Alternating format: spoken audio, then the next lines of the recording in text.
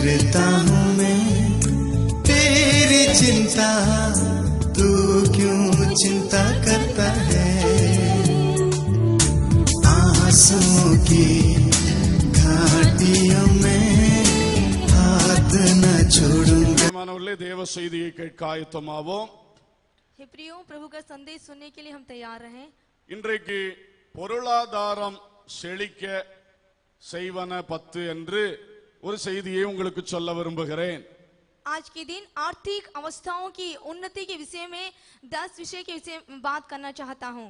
10 to do's for financial prosperity. பொருளாதாரம் செழிக்க செய்ய வேண்டிய 10 காரியங்கள். आर्थिक अवस्था की उन्नति के लिए करने वाले 10 कार्य। நம்முடைய தேவன் நம்மை பரலோகத்திற்கு என்று அழைத்திருக்கிறார். हमारा परमेश्वर ने हमें स्वर्ग के लिए हमें बुलाया है। அதற்கு ஆயத்தமாகும்படி இந்த பூமி வாழ்க்கையை நமக்கு தந்திருக்கிறார். उसकी तैयारी के लिए इस पृथ्वी का जीवन हमें दिया है। இந்த பூமியில் வாழும் பொழுது நாம் ஆசீர்வதிக்கப்பட்டவர்களாய் இருக்க வேண்டும் என்று அவர் சித்தம் கொண்டிருக்கிறார். इस पृथ्वी पर जीवन वासन करते हुए हम एक आशीषित जीवन जिए वो चाहता है। எல்லா பகுதிகளிலும் ஆசீர்வதிப்பதே கர்த்தருக்கு பிரியம். जीवन के सारे भागों में हम आशीषित रहे, यह प्रभु को भाता है। குறிப்பாக இன்று பொருளாதார ஆசீர்வாதத்தை குறித்து பார்க்க இருக்கின்றோம். विशेष रूप से आज आर्थिक अवस्था के विषय में हम देखेंगे। अनेகர் பொருளாதார கஷ்டங்களுக்குள் இருக்கக்கூடிய காலம். इन दिनों बहुत सी आर्थिक तंगियों के बीच में हम गुजर रहे हैं। ஆனால் தேவ பிள்ளைகளாகிய நமக்கு கர்த்தர் வழிகாட்டி இருக்கிறார். लेकिन इनके मध्य में प्रभु के बच्चे हमको वो मार्गदर्शन बताता है। வசனத்தின் வழியை பின்பற்றி நடந்தால் நிச்சயம் பொருளாதாரம் பெருகும். वचन के आधार पर उसको मानकर उसके पीछे चलने पर हमारी आर्थिक अवस्थाएं में उन्नति आएगी। தேவன் ஒவ்வொருவருக்கும் ஒவ்வொரு குடும்பங்களுக்கும் நியமித்திருக்கிற அனைத்து ஆசீர்வாதங்களை கட்டாயம் பெற்றுக்கொள்ள முடியும். परमेश्वर ने हम सभी परिवार के लिए जो उसने रख रखी आशीषें वो निश्चित रूप से हमें प्राप्त होंगी। முதலாவதாக believe God, கர்த்தரை விசுவாசியுங்கள். पहला यह है कि परमेश्वर पर विश्वास करें। நம்முடைய பொருளாதாரம் செழிக்க நாம் நம்முடைய கர்த்தரை விசுவாசிக்க வேண்டும். हमारी आर्थिक अवस्था में उन्नति आने के लिए हमें प्रभु पर विश्वास करना चाहिए। எரேமியா 17:7-8 வாசிக்கலாம். यिर्मयाह उसका 17वां अध्याय 7 और 8। கர்த்தர் மேல் நம்பிக்கை வைத்து கர்த்தரை தன் நம்பிக்கையாக கொண்டிருக்கிற மனுஷன் பாக்கியவான். அவன் தண்ணீரண்டையிலே நாட்டப்பட்டதும் கால்வாய் ஓரமாக தன் வேர்களை விடுகிறதும் உஷ்ணம் வருகிறதை காணாமல் இலை பச்சையா இருக்கிறதும் மழை தாழ்ச்சியான வருஷத்திலும் வருத்தமின்றி தப்பாமல் கனி கொடுக்கிறதுமான மரத்தை போல் இருப்பான். இங்கே ஒரு செழிப்பான மரத்தை போல் ஒரு மனிதன் இருப்பான் என்று சொல்லப்பட்டிருக்கிறது. एक अच्छे वृक्ष के समान एक व्यक्ति रहेगा, यहाँ पर लिखा है। கர்த்தரை நம்புகிற மனுஷன், परमेश्वर पर विश्वास करने वाला, கர்த்தரையே தன் நம்பிக்கையாய் கொண்ட மனுஷன், जिसने यहोवा का अपना भरोसा मान रखा है, அவனே செழிப்பானவனாக இருப்பான். वह उस वृक्ष के समय हरिवार होगा। ஆபகுக் 2:4 சொல்லுகிறது, हबक्कुक उसका 2 और 4 वचन कहता है, தன் விசுவாசத்தினாலே நீதிமான் பிழைப்பான். अपने विश्वास के द्वारा धर्मी जन जीवित रहेगा। ஆவிக்குரிய ஜீவியத்தில் மட்டுமல்ல, பூமிக்குரிய வாழ்விலும் விசுவாசத்தினால் பிழைப்பான்.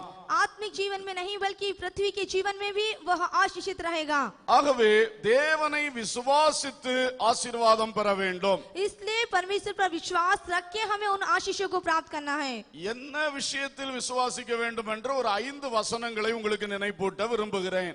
किस बात में हमें उसे विश्वास करना चाहिए, 5 बातें मैं आपको याद दिलाना चाहता हूँ। குறிப்பாக பொருளாதார ஆசீர்வாதத்தை பெற்றுக்கொள்வதற்கு இந்த 5 வசனங்களின்படி விசுவாசிக்க வேண்டும். विशेष रूप से आर्थिक उन्नति के लिए इन 5 विषयों में हमें विश्वास करना चाहिए। சங்கீதம் 24:1 சொல்லுகிறது, भजन उसका 24वां अध्याय पहला वचन कहता है, பூமியும் அதின் நிறைவும் உலகமும் அதிலுள்ள குடிகளும் கர்த்தருடையது.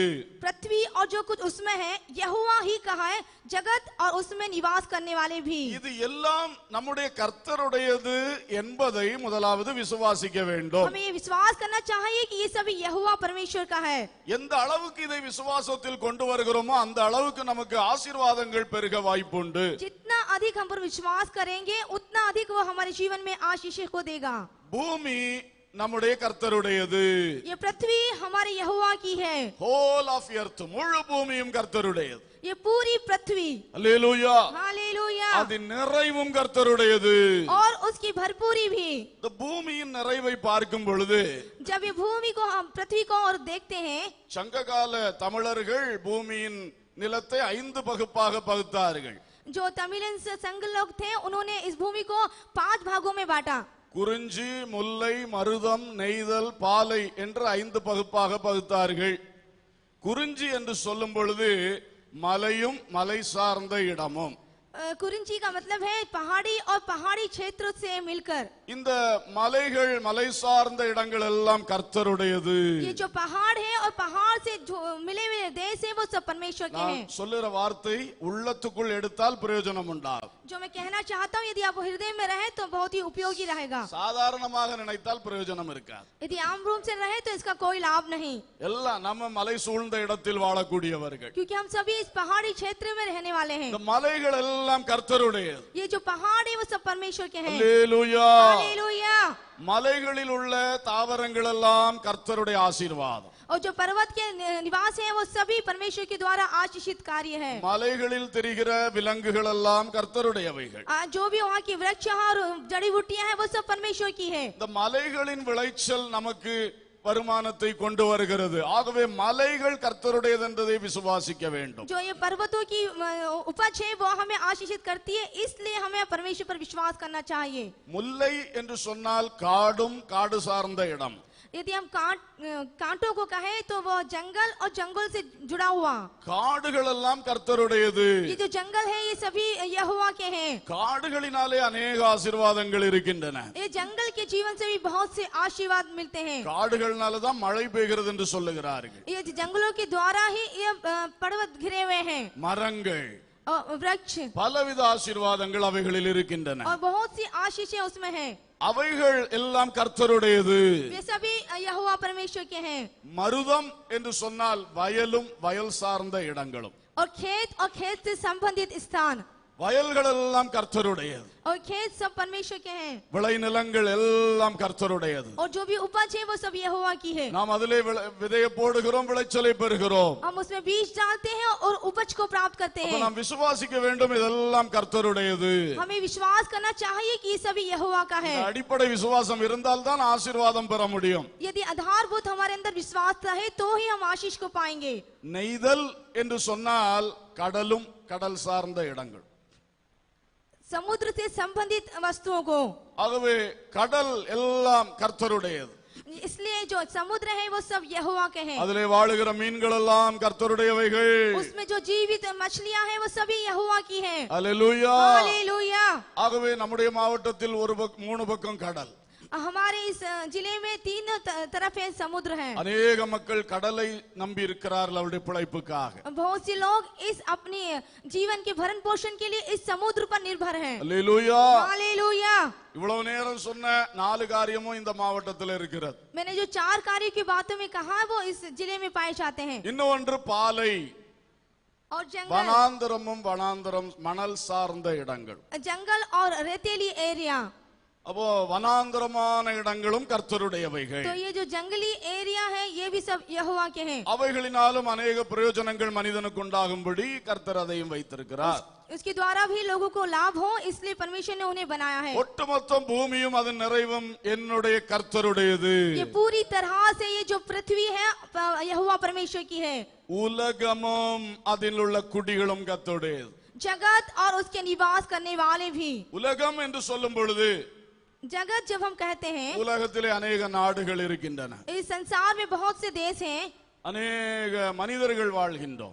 बहुत से मनुष्य इसमें निवास करते हैं. अनेक அரசாட்சிகள் இருக்கின்றன. और बहुत से लोग इस पर राज्य करते हैं. अनेक பொருட்களால் உலகம் நிறைந்திருக்கிறது. और बहुत सी वस्तुओं के द्वारा ये संसार भरा हुआ है. எல்லாம் தேவன் கொடுத்த ஞானத்தினால் உண்டான கண்டுபிடிப்புகள். यही सब परमेश्वर के दिए हुए ज्ञान से और उसकी खोज किए गए. இதெல்லாம் கர்த்தருடையது. ये सब यहोवा के हैं. எவ்வளவு டெக்னாலஜிஸ் இருக்கின்றன. कितनी तकनीकी को हम देखते हैं. தொழில்நுட்பங்கள் और व्यवसाय से संबंधित எல்லாம் கர்த்தர் கொடுத்தது. वो सब यहोवा ने दिया है. இவைகள்னால தான் மனுஷனுக்கு வருமானங்களும் ஆசீர்வாதங்களும் வருகின்றன. इनके द्वारा ही मनुष्य को पैसे संबंधित अर्थात आर्थिक उन्नति होती है. இவைகள் எல்லாம் கர்த்தருடையது என்பதை தேவ பிள்ளைகள் விசுவாசியுங்கள். ये सब यहोवा का है. यह सभी प्रभु के लोग विश्वास करना चाहिए. உலகத்தில் உள்ள குடிகள் கர்த்தருடையது. क्योंकि जगत और उसमें जो कुछ है वो यहोवा का है। குடிகள் என்று சொல்லும் பொழுது மனிதர்கள், और यदि जो कुछ कहे तो वो है मनुष्य, மனித இனங்கள். और मनुष्य में पाए जाते பல ரேசஸ் சொல்லுகிறார்கள். बहुत से रेसिस कहते हैं। வெள்ளைக்காரன், கருப்பன், மங்கோலியன் என்று சொல்லி अनेक இனங்கள் சொல்லுகிறார்கள். और कुछ गोरे, कुछ काले, कुछ इस तरह से कहा जाता है। இந்த ஜனங்கள் எல்லாம் கர்த்தருடையவர்கள். ये सभी परमेश्वर के हैं। இந்த உலகத்திலே ரெண்டு பாலினங்கள் கர்த்தர் ஆணும் பெண்ணுமாக படைத்தார். इस संसार में प्रभु ने दो लिंग को अर्थात नर और नारी करके बनाया है। ஆண்களும் கர்த்தருடையவர்கள், பெண்களும் கர்த்தருடையவர்கள். महिला भी प्रभु की है और पुरुष भी प्रभु के हैं। ஒரு மூன்றாவது பாலினம் என்று ஒன்றையும் சொல்லுகிறார்கள். एक और लिंग के विषय में कहते हैं। இயேசு கிறிஸ்து கூட சொன்னார், அன்னகர்களாய் தாயின் வயிற்றிலிருந்து பிறந்தவர்களும் உண்டு என்று சொன்னார். यीशु ने भी कहा कि जो नपुंसक है वो भी माँ के गर्भ से उत्पन्न हुए हैं। அல்லேலூயா. हालेलुया। ஆனால் தேவன் படைத்த ஆண்கள் பெண்கள், इसलिए जो परमेश्वर ने बनाए नर और नारी, மற்றவர்களை நாம் ஒதுக்கிவிடக் கூடாது. इसलिए दूसरों को हमें दूर नहीं करना चाहिए। அவர்களில் अनेகர் ரட்சிக்கப்பட்டு இயேசுவுக்கு சாட்சியா இருக்கிறார்கள். उनमें से बहुत से लोग उद्धार पाकर प्रभु की गवाही में बने हैं, என்றால் அவர்களுக்குள்ளும் ஆத்துமா இருக்கிறது. क्योंकि उनके अंदर भी आत्मा निवास करता है। ஆகவே அவர்களை நாம் ஒதுக்கிவிட முடியாது. इसलिए हमें उन्हें अलग नहीं कर सकते। ஆனால் குடும்ப வாழ்வு, விவாகம் என்கிற காரியங்களில் அதிலே வேறுபாடுகள் தேவை.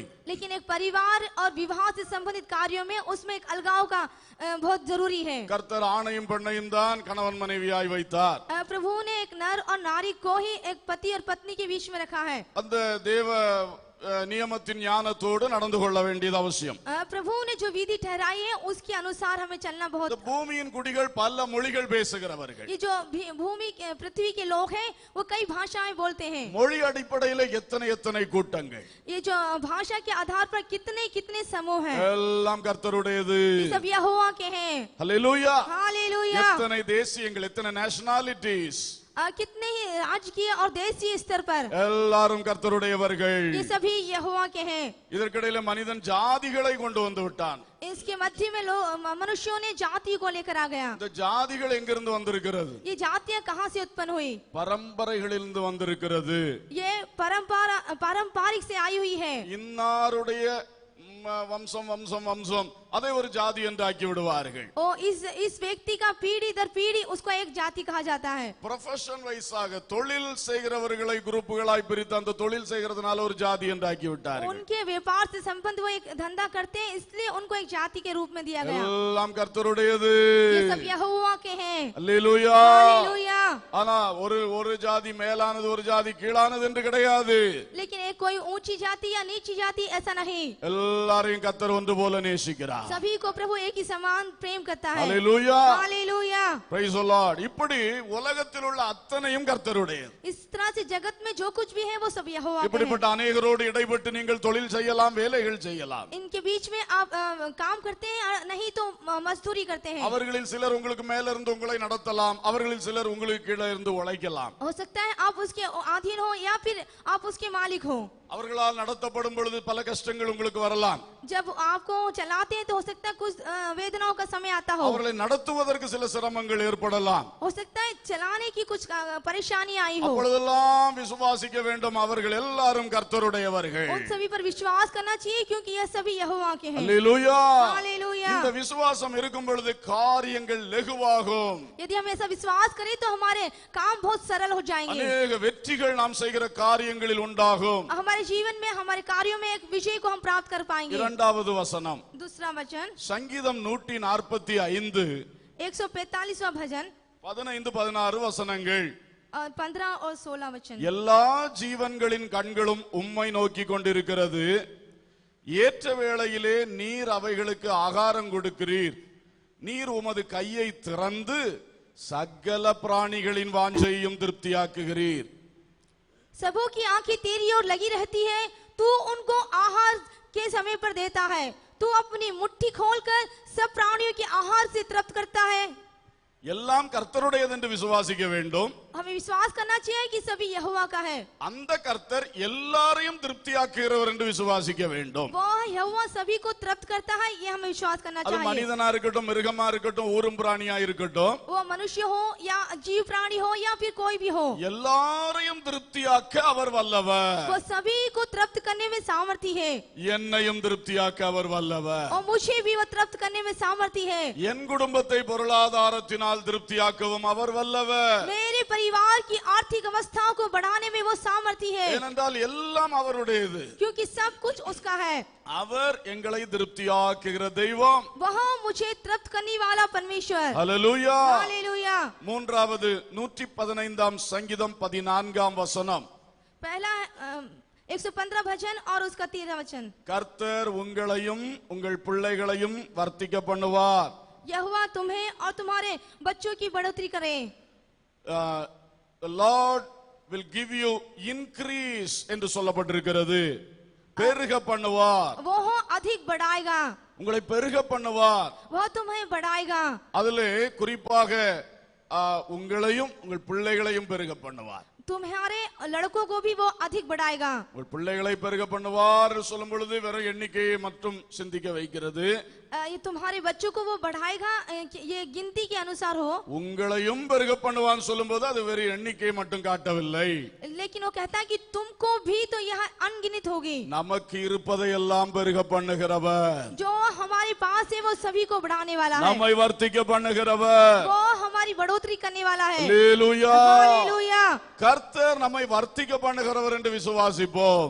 परमेश्वर हमारी बढ़ोतरी करने वाला है. यहाँ पे எல்லாம் என் தேவனுடையது. सभी परमेश्वर का है. அவர் என்னை திருப்தியாக்குகிற தெய்வம். वह मुझे तृप्त करने वाला परमेश्वर है. என்னையும் என் பிள்ளைகளையும் வர்த்திக்க பண்ணுகிற தெய்வம். वह मुझे और मेरे बच्चों को बढ़ाएगा.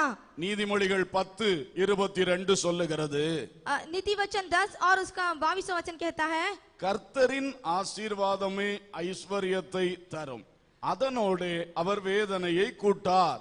यहाँ पे लिखा है, धन यहोवा की आशीष ही से मिलता है और उसके साथ दुख नहीं मिलता. இந்த உலகத்திலே வேதனையற்ற ஐஸ்வர்யத்தை தரக்கூடியவர் கர்த்தர் மட்டுமே. इस संसार में यदि हमें धन दे तो वो है दुख से रहित धन, वो परमेश्वर देता है. இந்த விசுவாசம் தேவ பிள்ளைகளுக்கு உண்டாக வேண்டும். यह विश्वास हम सभी परमेश्वर के बच्चों में होना चाहिए. வேதனையற்ற ஆசீர்வாதம் தான் நமக்கு வேண்டும். एक दुख से रहित आशीर्वाद ही हमें चाहिए. வேதனையும் கண்ணியும் உள்ள ஐஸ்வர்யம் இருக்கிறது. लेकिन कुछ ऐसी आशीष है जो दुखों से और जालों से भरे हुए हैं. சாத்தான் அதை தருவான். वो शैतान देता है.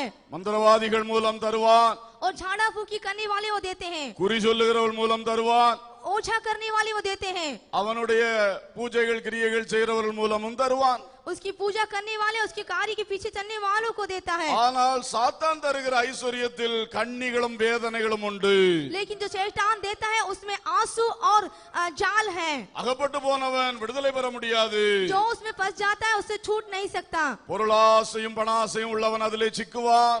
जो धन के लोभी हैं उसमें वो फंस जाते हैं. ஐஸ்வர்யம் கிடைத்தது என்று நினைப்பான், சரியாக சிக்கி போவான். और मुझे धन प्राप्त हो गया, लेकिन अच्छी तरह से वो उसमें फंस जाएगा. மனிதன் தருகிற ஆசீர்வாதங்களிலும் கண்ணிகள் உண்டு, வேதனை உண்டு. जो मनुष्य से प्राप्त होते हैं वो भी इस तरह से दुख अर्थात घेरों में रहने वाला. ஆகவே தேவ பிள்ளைகள் கர்த்தரின் ஆசீர்வாதமே ஐஸ்வர்யத்தை தரும் என்பதை விசுவாசிக்க வேண்டும். इसलिए प्रभु के लोगों, यहोवा ही हमें आशीष दे, ये विश्वास करना चाहिए. தேவ வசனத்திற்கு ஒவ்வாத வழிகளில் வரக்கூடிய ஐஸ்வர்யம், परमेश्वर के वचन के आधार पर आने वाले उस धन को, அவைகளில் கடுமையான வேதனைகளும் கண்ணிகளும் உண்டு. उसमें भी दुख और वेदना है.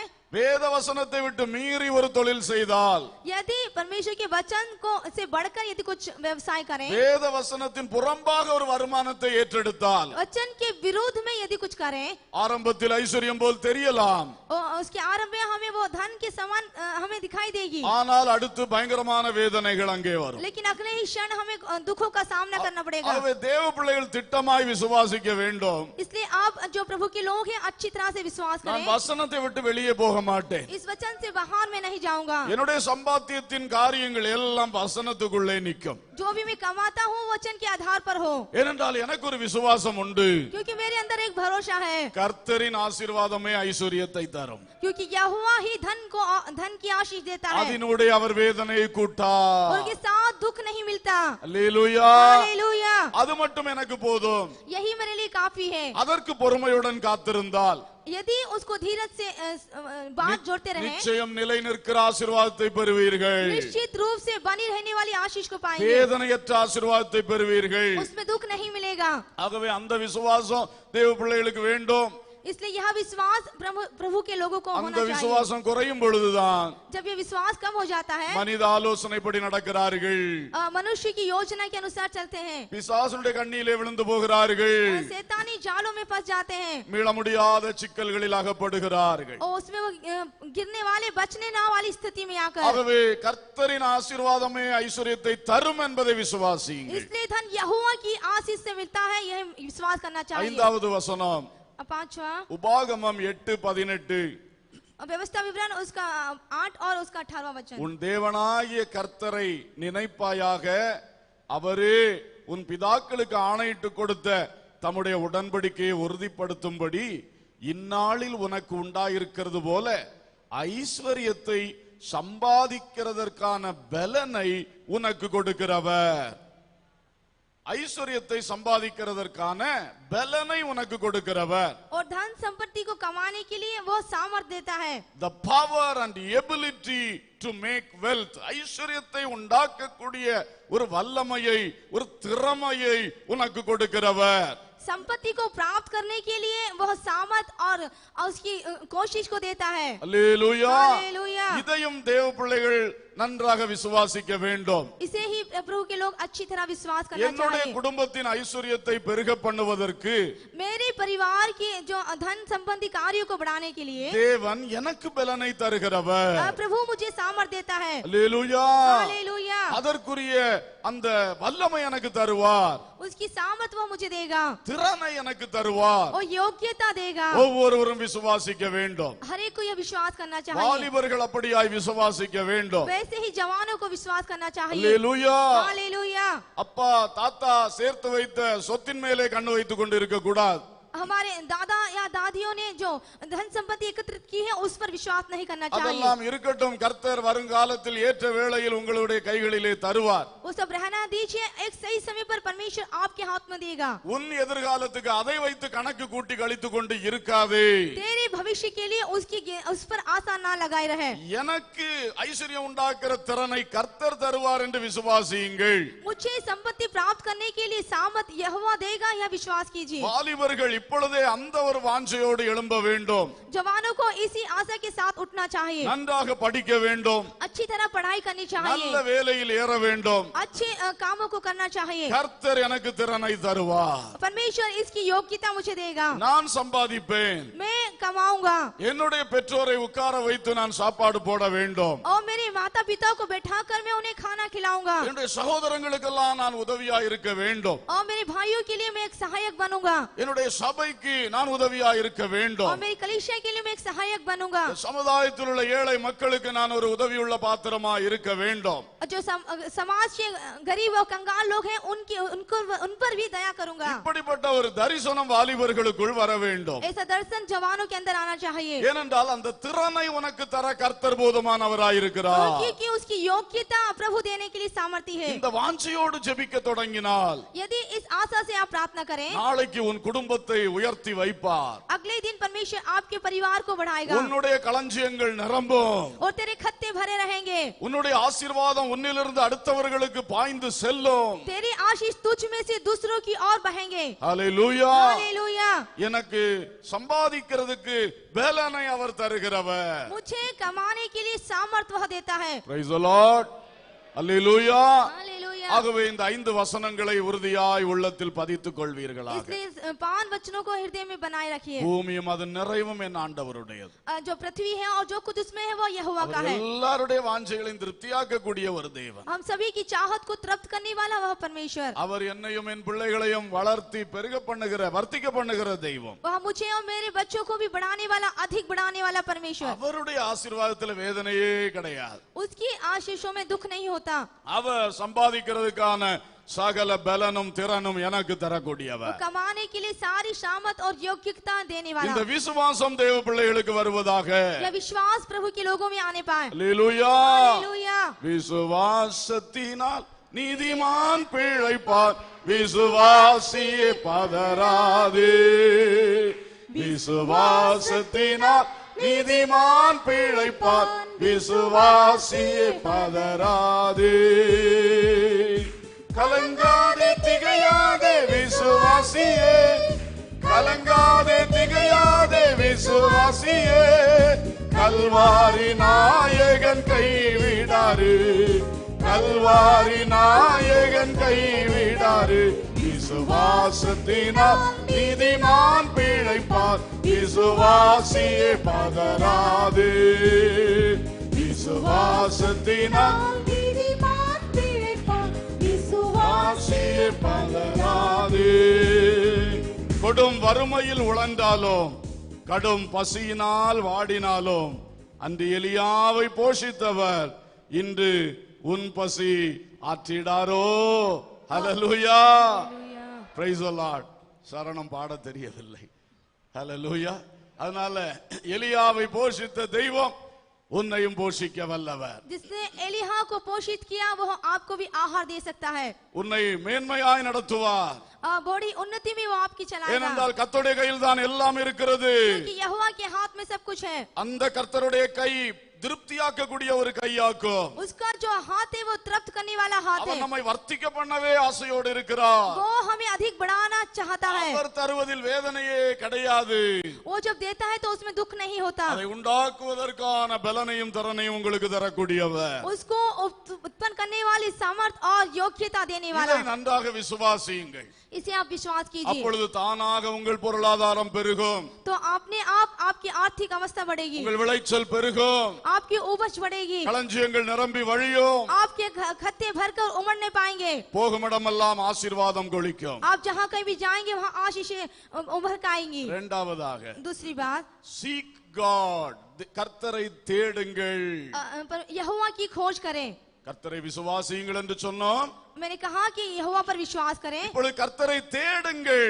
अब यह परमेश्वर की खोज करें நீங்கள் விசுவாசிக்கிறீர்கள் आप विश्वास करते हैं அடுத்தது தேடுங்கள் उसके अगला है उसे खोजें விசுவாசத்தோடு தேடுங்கள் विश्वास के साथ उसके खोज करें ஐஸ்வர்யத்தை அங்குமிங்கும் தேடாதிருங்கள் ये जो धन संपत्ति है इधर या उधर ना அங்கே खोजें மேலே தேடுங்கள் उसे ऊपर की और खोजें அல்லேலூயா हालेलुया உங்க கடையில போகும்போது एक दुकान पर जाते समय கடையினால எனக்கு ஆசீர்வாதம் வரும்னு சொல்லாதீங்க उस दुकान के द्वारा मुझसे आशीष आएगी ऐसा ना कहें இந்த கடையை பார்க்கும் பொழுது அதுக்கு மேல கர்த்தரை நோக்கி பாருங்க जो दुकान को देखते समय उसके पहले हम यहोवा को देखें அவரை தேடுவேன் उसको खोजूंगा இந்த கடையின் மூலம் எனக்கு ஐஸ்வர்யத்தை தருவார் इस दुकान के द्वारा मुझे वो धन संपत्ति हालेलुया हालेलुया உங்கள் வயலை உங்கள் தோட்டத்தை விளையை பார்க்கும் பொழுது அப்படி நினையுங்கள் जब आप अपने खेत को या बागीचे को देखते समय आप उसके पहले यहोवा को देखें நான் இந்த தோட்டத்தில் அல்ல தேடுவது இந்த தோட்டத்தை தந்த கர்த்தரிடத்தில் தேடுகிறேன் मैं इस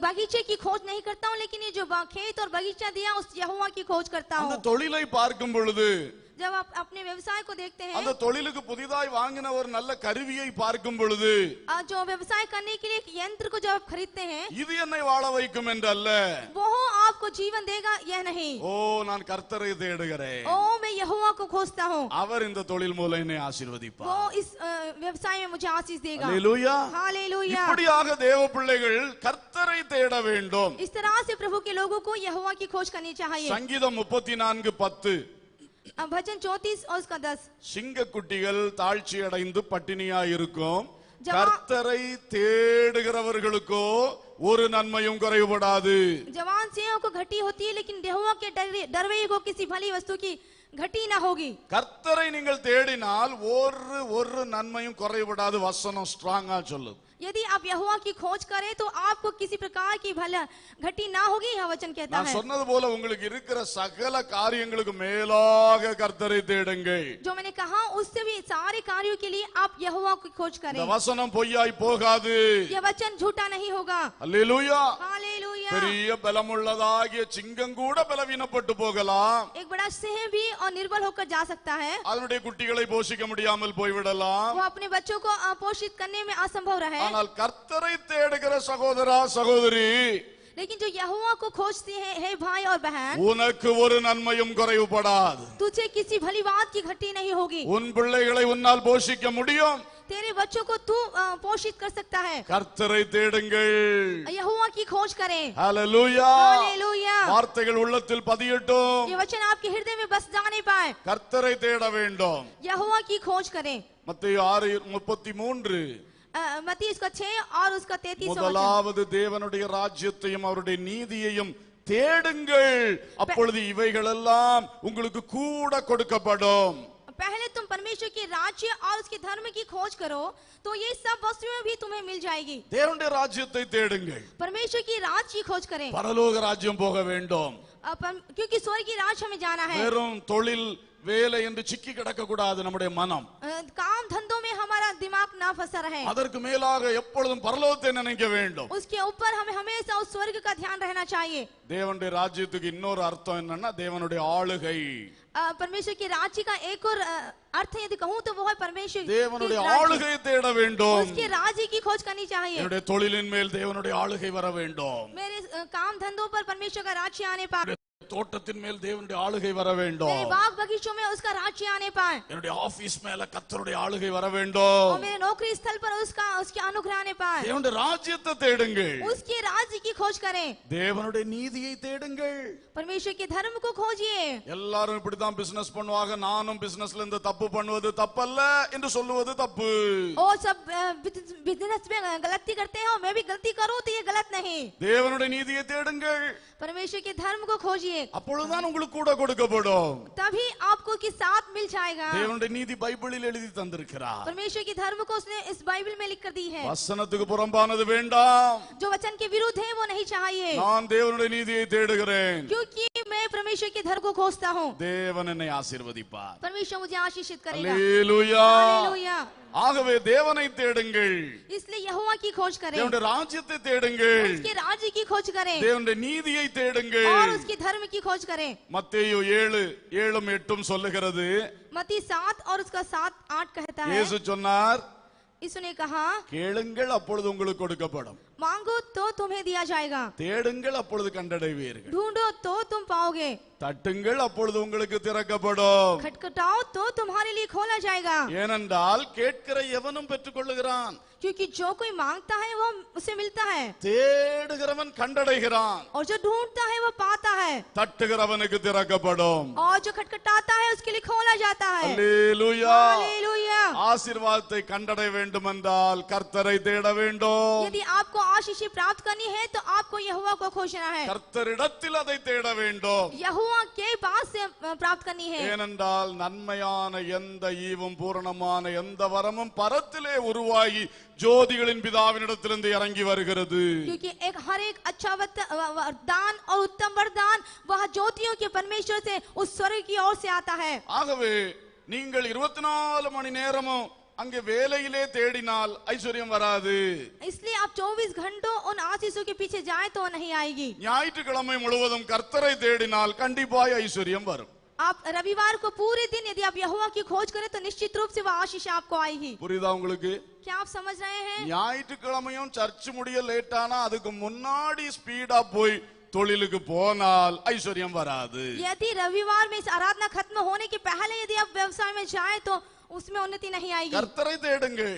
आप यहोवा की खोज करें. ஒரு நாள் கர்த்தர் கொடுங்கள். एक दिन आप यहोवा को दें. டெய்லி 24 மணி நேரம் கர்த்தர் கொடுத்திருக்கிறார். आपको हर एक दिन 24 घंटे दिए गए हैं. 24 மணி நேரம் பணத்தை தேடியே வாழ்ந்தால் நாம் விசுவாசி என்று சொல்லலாமா? சொல்ல முடியுமா? क्या 24 घंटे हम उन धन पर भरोसा रखें तो क्या हम विश्वासी हैं ऐसा कहा जा सकता है? அப்போ நம்ம பணவாசின்லாம் சொல்ல வேண்டும். तो हम धन के लोभी ऐसा नहीं कहा जाएगा. ஃபுல்லா பணம் தானே நம்ம நோட்டமும் தேட்டவுமா இருக்கிறது. क्योंकि हमारी धन ही खोज और उसकी बीन रही है. நீங்கள் அந்த 24 மணி நேரத்திலே கர்த்தரை தேடுகிறதுக்கு நேரம் ஒதுக்குங்க. आप 24 घंटे यहोवा की खोज के लिए उस समय को निकालें. செய்து பாருங்கள், ஐஸ்வர்யம் பெருகும். आप ऐसा करके देखिए आपकी संपत्ति बढ़ेगी. அல்லேலூயா. हालेलुया. பலருக்கு இதை செய்ய முடியவே இல்ல. कुछ एक इसको ऐसा कर नहीं पाते. அந்த நேரத்திலயும் கொஞ்சம் உழைச்சா தானே ஏதாவது கிடைக்கும். उस समय तो काम करेंगे तो कुछ ना कुछ मिलेगा. அதுதான் தப்பு கணக்கு. वही आप गलत गिनती रहे हैं. கர்த்தரை தேடாம போய் இங்க தேடிக்கிட்டு கிடந்தா கிடைக்காது. यदि आप यहोवा को ना खोजते हुए इसे खोजे तो नहीं मिलेगा. கர்த்தரை நன்றாக தேடிவிட்டு பிறகு போய் இதை தேடினால் நன்றாக கிடைக்கும். आप यहोवा की खोज के बाद इसे खोजे तो उसे आप भली रीति से प्राप्त இது करवाएंगे। உலகத்தாருக்கு சொன்னா புரியாது. यदि संसारिक लोगों को कहे तो उन्हें समझ में नहीं தேவ आएगा, பிள்ளைகளே உங்களுக்கு புரியும். क्योंकि हे प्रिय लोगों, यह तुम्हें भाएगा। இதுதான் உண்மையாய் தேவனை தேடுகிறது. यही है सच्चाई में उसकी खोज करना। அதை செய்யுங்க தைரியமா. इसे आप हिम्मत के साथ करें। கொஞ்சம் வேணா தொழிலுக்குள்ள அந்த டைமை குறைச்சிக்கங்க, ஜெபத்துக்குரிய டைமை ஒழுங்கு பண்ணுங்க.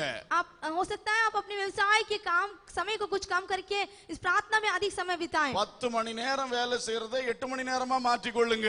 यदि आप 10 घंटे काम करते हैं तो उसे 8 घंटों में बदल लें। கர்த்தர் ஆசீர்வதிப்பார். परमेश्वर आशीष देगा। உங்களுக்கே நன்றாய் தெரியும்.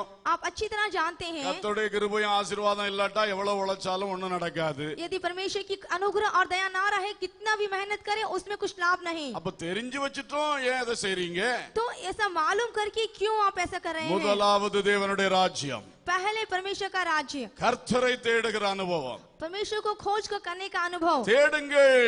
खोजिए। அல்லேலூயா. हालेलुया। கட்டாயம் தேட வேண்டும். उसे निश्चित रूप से ढूंढना चाहिए। உங்களுக்கு ஐஸ்வர்யம் குறைஞ்சிட்டு போற காரணம் இதுதான். इन दिनों जो संपत्ति का कम होने का कारण यही है। ஜெபங்களை எல்லாம் குறைக்கிறீர்கள், உழைப்பை கூட்டுகிறீர்கள். प्रार्थनाओं को कम कर रहे हैं और आपके कामों को बढ़ा रहे हैं। ஜெபத்தையும் கூட்டுங்கள்.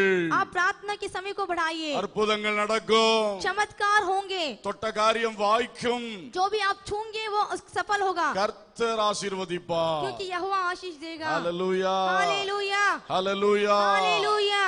தேடுங்கள் கண்டடைவீர், தேவதேவனின் தூய திருமுகம் காண தேடிடுவோம் அதிகாலமே.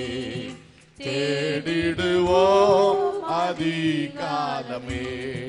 தேடுங்கள் கண்டடைவீர், ஊனுடை தந்தாதரித்து இந்த ஜீவிய பாதையில் காத்து.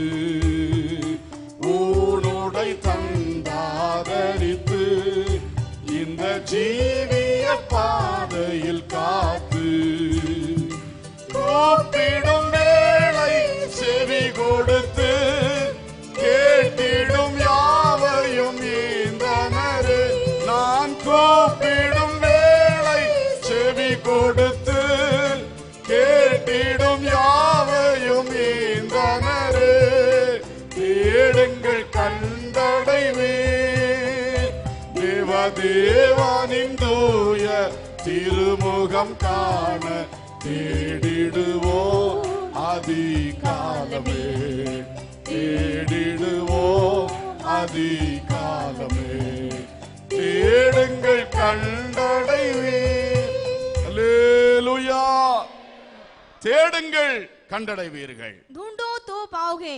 மூன்றாவதாக तीसरी बात, fear God, கர்த்தருக்கு பயப்படுங்கள். यहोवा का भय खाएं। நீதிமொழிகள் 22:4. नीति वचन उसका 22वां अध्याय चौथा वचन। தாழ்மைக்கும் கர்த்தருக்கு பயப்படுதலுக்கும் வரும் பலன் ஐஸ்வர்யமும் மகிமையும் ஜீவனுமாம். नम्रता और यहोवा के भय का मानने का फल धन, महिमा और जीवन होता है। கர்த்தருக்கு பயப்பட்டால் ஒரு பலனாக ஐஸ்வர்யத்தை தருகிறார். यदि यहोवा का भय माने तो उसके फल में वह धन और महिमा को देता है। ஆகவே நம்முடைய ஐஸ்வர்யம் பொருளாதாரம் பெருக வேண்டும் என்றால் தேவ பயம் பெருக வேண்டும். इसलिए हमारा जो धन संपत्ति बढ़े तो उसमें हमें परमेश्वर का भय मानना चाहिए। ஒரு தேவ பிள்ளை எந்த அளவுக்கு தேவ பயத்திலே வளருகிறீர்களோ அந்த அளவுக்கு உங்கள் பொருளாதாரமும் இந்த வசனத்தின்படி நிச்சயமாய் வளரும். यदि एक प्रभु के जन जितना अधिक वो यहोवा के भय में बनता है, उतना अधिक आपकी आर्थिक अर्थात धन संबंधी आशीष बढ़ेगी। ஆகவே எந்தெந்த இடங்களில் அந்த தேவ பயம் இல்லாமல் போயிற்று. इसलिए आप देखिए कि कहां पर आपको परमेश्वर का भय नहीं रहा। ஒரு நாள் குடும்ப ஜெபம் என்றால் அவ்வளவு பயபக்தியோடு உட்காருகிற நீங்கள் இப்பொழுது வேலை பெருகின உடனே कुटुंब जबते अलक्ष्यम பண்ணுகிறீர்கள். एक दिन जब परमेश्वर ने आपको आशीष दी थी, भाई के साथ आप परिवार के साथ खोजते थे, लेकिन काम करने पर वो आपने घटा दिया। அங்கே தேவ பயம் இல்லாமல் போயிட்டு वहां पर परमेश्वर का भय दूर हो गया। வசனத்தை பைபிளை கையில் எடுப்பதே சுருக்கம். वचन को और प्रभु को लेना ही आपने बहुत कम कर दिया है। எடுத்தாலும் ஒரு கடமையான வாசிப்பு. जब भी आप इसको लेते हैं तो एक केवल काम के लिए पढ़ना, அங்கே தேவ பயம் இல்லாமல் போயிற்று. वहाँ पर परमेश्वर का भय जाता रहा। ஒவ்வொரு காரியத்தில் தவறு வந்துவிடக்கூடாதே தவறு வந்துவிடக்கூடாதே என்று ஆரம்ப நாட்களிலே எவ்வளவாய் துடிதுடித்தீர்கள். और प्रारंभ के दिनों में एक भी गलती ना आ जाए आप कितनी ज्यादा उसके लिए उत्सुक रहते थे। இப்பொழுது எல்லாம் அசட்டை, சரி இருக்கட்டும் போகட்டும் என்று அசட்டை வந்து விட்டது. अब जो है लापरवाही, जाइए जाने दीजिए, इस तरह से एक लापरवाही का जीवन, தேவ பயம் போய்விட்டது. परमेश्वर का भय जाता रहा। இப்படி தேவ பயம் குறைந்த இடங்களை கண்டுபிடிக்க வேண்டும். इसलिए आप ध्यान दें कि आपने कहां पर भय का, आप परमेश्वर का भय नहीं है। அன்றாட வாழ்க்கையில் அதை சரிப்படுத்த வேண்டும். प्रत्येक के दिन में वो विश्वास करना चाहिए। ஒவ்வொரு காரியங்களும் மறுபடியும் கர்த்தாவே உமக்கு பயப்படுகிறேன் என்று உண்மையாய் பயந்து நடக்க வேண்டும். हर एक कार्यों में है यहोवा मैं तेरा भय खाता हूँ, सच्चाई से उस पर भय खाएं। அந்த தேவ பயம் மறுபடியும் பெருக ஆரம்பித்தால் பொருளாதாரமும் தானாக பெருக ஆரம்பிக்கும். यदि यहोवा का भय आपके जीवन में बढ़े तो जो आर्थिक अवस्था है वो अपने आप बढ़ जाएंगी। அல்லேலூயா. हालेलुया। ஞாயிற்றுக்கிழமை ஆராதனைக்கு வருவது ஒரு தேவ பயம். जब रविवार आराधना में आते हैं उसमें भी एक परमेश्वर का भय। அதுக்கே ஒரு அசட்டையா வந்தா, यदि उसमें भी आप लापरवाही करे तो, உள்ள உட்கார்ந்துட்டும் ஒரு அசட்டையா உட்கார்ந்து இருந்தா, यदि बैठने पर भी लापरवाही करे तो தேவ பயம் போயிட்டு, और परमेश्वर का भय जाता रहा, அதனால தான் பொருளாதாரம் போயிட்டு. इसलिए वो धर्म आर्थिक समस्या बढ़ गई। தேவ பயத்தில் வளருங்கள். यहोवा के भय में बढ़िए। எவ்வளவுக்கு அதிகம் தேவ பயத்தில் வளருகிறீர்களோ அவ்வளவுக்கு பொருளாதாரமும் வளரும். जितना अधिक आप यहोवा के भय में बढ़ते हैं उतना अधिक आपकी आर्थिक आवश्यकताएं बढ़ेगी। ஏனென்றால் இங்கே சொல்லி இருக்கு அந்த தேவ பயத்தினுடைய பலன் பலன் அதனுடைய பலன்னா அதனுடைய கனி தான் ஐஸ்வர்யம். यहोवा का भय अर्थात उसका फल ही वो धन को लेकर आता है। அல்லேலூயா. हालेलुया। ஐந்தாவதாக ask God, கர்த்தரை கேள் அல்லது கர்த்தரை நோக்கி கூப்பிடு. और पांचवा है यहोवा को पुकार, கர்த்தரை கேள். उससे मांग। மத்தேயு 7:8 ஏற்கனவே சொன்னேன். मत्ती उसका 7 और 8 मैंने पहले कहा। கேளுங்கள் அப்பொழுது உங்களுக்கு கொடுக்கப்படும். मांगो तो तुम्हें दिया जाएगा। கர்த்தர் சொல்றா கேளு என்று சொல்லுகிறார். उसने कहा कि मांगो என்னிடத்தில் எல்லாம் இருக்கிறது, क्योंकि मेरे पास सभी कुछ है, பூமியும் அதன் நிறைவும் என்னுடையவைகள். जगत और जो कुछ उसका, நான் எல்லாரையும் திருப்தியாக்குற தெய்வம், मैं सबको तृप्त करने वाला परमेश्वर, எல்லாம் தருகிற தெய்வம். सब कुछ देने वाला यहोवा। ஆனால் கேட்டுதான் பெற்றுக்கொள்ள வேண்டும். लेकिन मांग कर ही प्राप्त करना है। கேளுங்கள் தரப்படும். और मांगिए तो दिया जाएगा। தேவ பிள்ளைகளே, ஜெபம் அதுதான் கேட்பது என்று சொல்லுவது. हे प्रियो, जो प्रार्थना है उसका मतलब ही मांगना। உங்கள் பொருளாதாரத்தில் எங்கெங்கே பிரச்சனை வருகிறதோ அவ்வளவுத்தையும் தேவனிடத்திலே சொல்லி அந்த விடுதலையை வெற்றியை கேளுங்கள். आर्थिक समस्या में जहाँ कहीं भी आप समस्या का सामना कर रहे हैं उसकी छुटकारे के लिए आप प्रभु से मांगे। உங்களுடைய பொருளாதார வளர்ச்சிக்கான காரியங்களை குறித்து தேவ சமூகத்தில் அமர்ந்திருந்து அதிகமாய் கேட்க வேண்டும். आर्थिक अवस्थाओं की जरूरतों को पूरी होने के लिए आप अधिकता से उसके चरणों पर प्रार्थना के रूप में बने रहें। சகோதரர்கள், உங்கள் மனைவிகளிடத்திலும் உங்கள் தொழில் வேலை பொருளாதார விஷயங்கள் கொடுத்து நன்றாக பகிர்ந்து கொள்ளுங்கள். जो पति हैं वो अपनी पत्नियों से मिलकर उस व्यवसाय संबंधी कार्यों को बांटकर प्रार्थना कीजिए। மனைவிமாரும் அந்த தொழில் மற்றும் பொருளாதார வழிகளுக்காக அதிகமாக வீட்டிலே ஜெபம் பண்ணுங்கள். जो पत्नियां हैं उस काम धंधे से जो समस्या उसके आधार पर आप प्रार्थना करें। பொருளாதாரத்துக்காக சும்மா ஒரு வார்த்தை ஜெபம் ஒரு வாக்கிய ஜெபம் எல்லாம் போதாது. ये जो आर्थिक आवश्यकताओं की आशीष के लिए एक शब्द की प्रार्थना यह काफी नहीं होगी। கருத்துள்ள ஜெபம் விசுவாசம் உள்ள ஜெபம் பெரிய காரியங்களை நடப்பிக்கும். पूरे अर्थ के साथ यदि हम प्रार्थना करें मतलब के साथ तो जरूर ये बड़े कार्य को लेकर आएगी। ஒவ்வொரு காரியத்தையும் சொல்லி கருத்தாக ஜெபியுங்கள். एक एक कार्य को बोलकर पूरे अर्थ के साथ उसे प्रार्थना करें। இதிலிருந்து அப்படி ஜெபிக்க தொடங்கி பாருங்கள், பெரிய பெரிய அற்புதங்கள் உங்களுக்கு நடக்கும். यदि आज से ही आप ऐसा प्रार्थना करेंगे तो बड़े चमत्कार को देखेंगे। அல்லேலூயா. हालेलुया। நீங்கள் யாருக்கெல்லாம் பொருளாதாரத்திலே பிரச்சனை இருக்கிறதோ அவர்களெல்லாம் ஒரு நாள் உபவாசம் போட்டு அதுக்காக தேவனிடத்திலே நீண்ட நேரம் பேசுங்கள். आप जिस किसी को भी इस आर्थिक अवस्था की परेशानी है आप समय निकाल कर एक बड़े समय तक प्रार्थना करते रहें। ஒரு நேரம் உபவாசம் அதற்கென்றே போடுங்கள். एक समय के लिए आप उपवास उसके लिए रखें। அதை குறித்தே பேசுங்கள். उसके बारे में ही बात करें। தேவனிடத்திலே கேளுங்கள். आप परमेश्वर से मांगे, எது வேணாலும் கேட்கலாம். जो भी आप चाहते हैं मांग सकते हैं, ஜெபத்திற்கு எல்லை கிடையாது. क्योंकि प्रार्थना की कोई सीमा नहीं होती। நம்முடைய தேவன் தமது சித்தத்தின்படி நம்மை மிகவும் ஆசீர்வதிப்பார். हमारा परमेश्वर अपनी इच्छा अनुसार हमें बड़ी आशीष को देगा। அல்லேலூயா. हालेलुया। இன்றைக்கு யார் பொருளாதாரத்திலே நெருக்கடிக்குள் இருக்கின்றீர்களோ, आज कौन इस आर्थिक समस्याओं से होकर गुजर रहे हो, ஒரு நேரம் உணவை ஒதுக்கி ஜெபியுங்கள். एक समय का खाना अब रखकर उसे प्रार्थना में लगाएं। முடிந்தால் குடும்பமாய் ஐக்கியப்பட்டு ஜெபியுங்கள். जहाँ तक हो सके परिवार के साथ मिलकर प्रार्थना करें। முழுதும் அதை டீடைலா விரிவாய் கர்த்தரிடத்தில் பேசி ஜெபியுங்கள். पूरे विस्तार के साथ यहोवा से बातें करें। அந்த ஜெபம் கட்டுகளை உடைக்கும். वह प्रार्थना बंधनों को तोड़ेगी வருமானத்தின் வழியில் இருக்கிற தடைகளை தகர்க்கும். और जहाँ से धन संपत्ति आती है उसकी रुकावटों को दूर करेगी அடைபட்ட வாசல்களை திறக்கும். और रुकावटों को खोल देगी। வரவேண்டியவைகள் வந்து சேரும். जो आना चाहिए वो आ जाएगा பட்சிக்கப்பட்டவைகளின் விளைவு திரும்ப கிடைக்கும். और जो उपज टिड्डियों ने खा नहीं थी वो आपको मिलेगी। அல்லேலூயா. हालेलुया। பொருளாதாரத்துக்காக ஜெபிக்க வேண்டியது அவசியம்.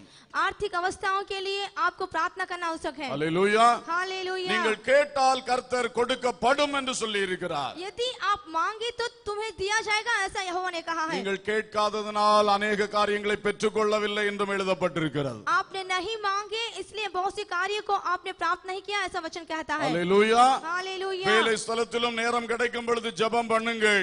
आप नौकरी स्थान पर भी जहाँ समय मिले आप प्रार्थना कीजिए। மற்றவர்களை வைத்து வேலை நடத்துகிறவர்கள் உங்கள் ஸ்டாஃபை கூட்டி வைத்து வாரத்தில் 1 மணி நேரமாவது தொழில் ஸ்தலத்திலே ஜெபம் பண்ணுங்கள். जो काम के अधिकारी है अपने स्टाफ के साथ मिलकर जहाँ समय मिलता है आप उस व्यवसाय से संबंधित प्रार्थनाएं करें। கேட்கிறதை பெருக்கும் பொழுது கர்த்தர் இன்னும் வாசல் திறந்து கொடுத்து கொண்டே இருப்பார். ये जब मांग बढ़ जाती है तो प्रभु उसे सुनकर आशीषों को देता है। அந்தந்த வேலைகளில் ஈடுபட தொடங்கும் பொழுது ஆண்டவரை நோக்கி கூப்பிடுங்கள். ஜெபித்து விட்டு தொடங்குங்கள். उस कार्य में प्रारंभ करते समय उसमें शामिल होते समय आप प्रार्थना करें। ஒரு கட்டம் வேலையை முடித்து விட்டு திரும்பும் பொழுது ஜெபித்து விட்டு திரும்புங்கள். जब एक भाग को आप खत्म कर दें तो फिर से उसे उसके लिए प्रार्थना करें। எந்த ஒரு புதிய காரியம் செய்தாலும் ஜெபத்தோடு தொடங்குங்கள். आप जिस किसी नए कार्य को करें और प्रार्थना के साथ करें। இப்படி அதிகமாய் ஜெபத்தை பெருக்கும் பொழுது ஆசீர்வாதங்கள் பெருகும். इस तरह से जब आप प्रार्थना को बढ़ाएंगे तो आशीषें बढ़ेंगी। கர்த்தர் சில அதிகாரிகள் செய்வது போல தனக்கு வரக்கூடிய அப்ளிகேஷன்ஸ் எல்லாம் தூக்கி பெண்டிங்ல போடக்கூடிய தெய்வம் அல்ல. हमारा परमेश्वर ऐसा नहीं जो अधिकारियों के समान हमारे निवेदनों को पेंडिंग में रख दें। கர்த்தர் வந்து கரெக்டாக செய்யக்கூடியவர். बहुत सही समय पर करने वाला। அல்லேலூயா. हालेलुया। கடந்த நாட்களில் தமிழ்நாட்டு அரசாங்கத்துக்கு நம்முடைய ஒரு சபையை குறித்து ஒரு கடிதம் போட்டிருந்தோம். पिछले दिनों हमारे तमिलनाडु सरकार को हमने एक लेटर लिखा। கிட்டத்தட்ட 11 மாதங்கள் தாண்டினது. लगभग 11 महीने गुजर चुके हैं, ஒரு பதிலும் இல்லை. एक भी जवाब नहीं आया। ஆகவே தகவல் அறியும் சட்டத்தில் அது என்ன ஆயிட்டு என்று போட்டோம். इसलिए हमने जहाँ पर से इसकी खबर मिल सकती है हमने कहा क्या हुआ। அப்புறம் பதில் அனுப்பி இருக்கிறார்கள். उसके बाद उन्होंने जवाब दिया அப்படி ஒன்று பெறப்படவே இல்லை என்று சொல்லி. इस तरह से कोई निवेदन नहीं आया। அது கூட எழுதி இருக்கிறார்கள். उसके साथ लिखा है அந்த காப்பியை எங்களுக்கு அனுப்பி தந்தா நடவடிக்கை எடுக்கலாம். यदि उसकी एक कॉपी आप हमें दें तो हम उसकी कार्यवाही करेंगे। அப்ப புரிஞ்சிட்டு இல்ல குட்டு நமக்கு. तो हमें समझ में आ गया कार्य क्या है। லெட்டர் கிடைச்சிருக்கு, இன்வர்ட் பண்ணி இருக்கிறார்கள், எங்கேயோ விட்டு இருக்கிறார்கள். उसको चिट्ठी प्राप्त हो चुकी है लेकिन उसको आगे नहीं बढ़ा पा रहे हैं। அதனால இப்போ கிடைக்கவே இல்லைன்னு சொல்லிட்டு ஆனா காப்பியை தந்தா நடவடிக்கை எடுக்கலாம்ன்றா. इसलिए आप बात संभालने के लिए एक कॉपी दे दीजिए तो हम कार्यवाही करेंगे। இப்படிதான் இருக்கும் உலக அரசாங்கங்கள் எல்லாம். इस तरह से शासकीय कार्य होंगे। ஆனால் பரலோக அரசாங்கம் ஒரு சின்ன விண்ணப்பத்தை கூட தூக்கி போடாது. लेकिन स्वर्ग का राज्य एक छोटे से निवेदन को भी दूर नहीं करेगा। அல்லேலூயா. हालेलुया। சிறிய ஒரு ஏழை கூப்பிட்டாலும் அதற்கு பதில் உண்டு. एक छोटा कंगाल पुकारे भी तो उसका उत्तर देगा। உலகத்தில் எல்லாராலும் ஒதுக்கப்பட்ட அற்பமானவன் கூப்பிட்டாலும் பதில் வரும். इस संसार में यदि कोई हमको तुच्छ जाने तो भी वो हमें नहीं जानेगा। அது காலையில காக்கா காக்கான்னு சொல்லுது, இந்த காக்கா கூப்பிட்டாலும் பதில் கிடைக்கும். यदि एक कौवा का करके पुकारता रहे तो भी उसको जवाब मिलेगा। எவ்வளவு அருமையான தெய்வம். वो कितना प्यारा प्रभु है। அல்லேலூயா. हालेलुया। அப்போ நம்ம மேலதான் தப்பு இருக்கிறது. तो ऐसे में हमारे ऊपर ही गलती है। நம்ம கையில ஐஸ்வர்யம் இல்லைன்னா நம்ம அங்க கேட்கலன்னு அர்த்தம். यदि हमारे अंदर हमारे हाथों में संपत्ति नहीं इसका मतलब है हमने उसे मांगा இனி नहीं। கேட்க தொடங்குவோம். आज से मांगे, எல்லாம் கேட்போம். सभी मांगे। அல்லேலூயா.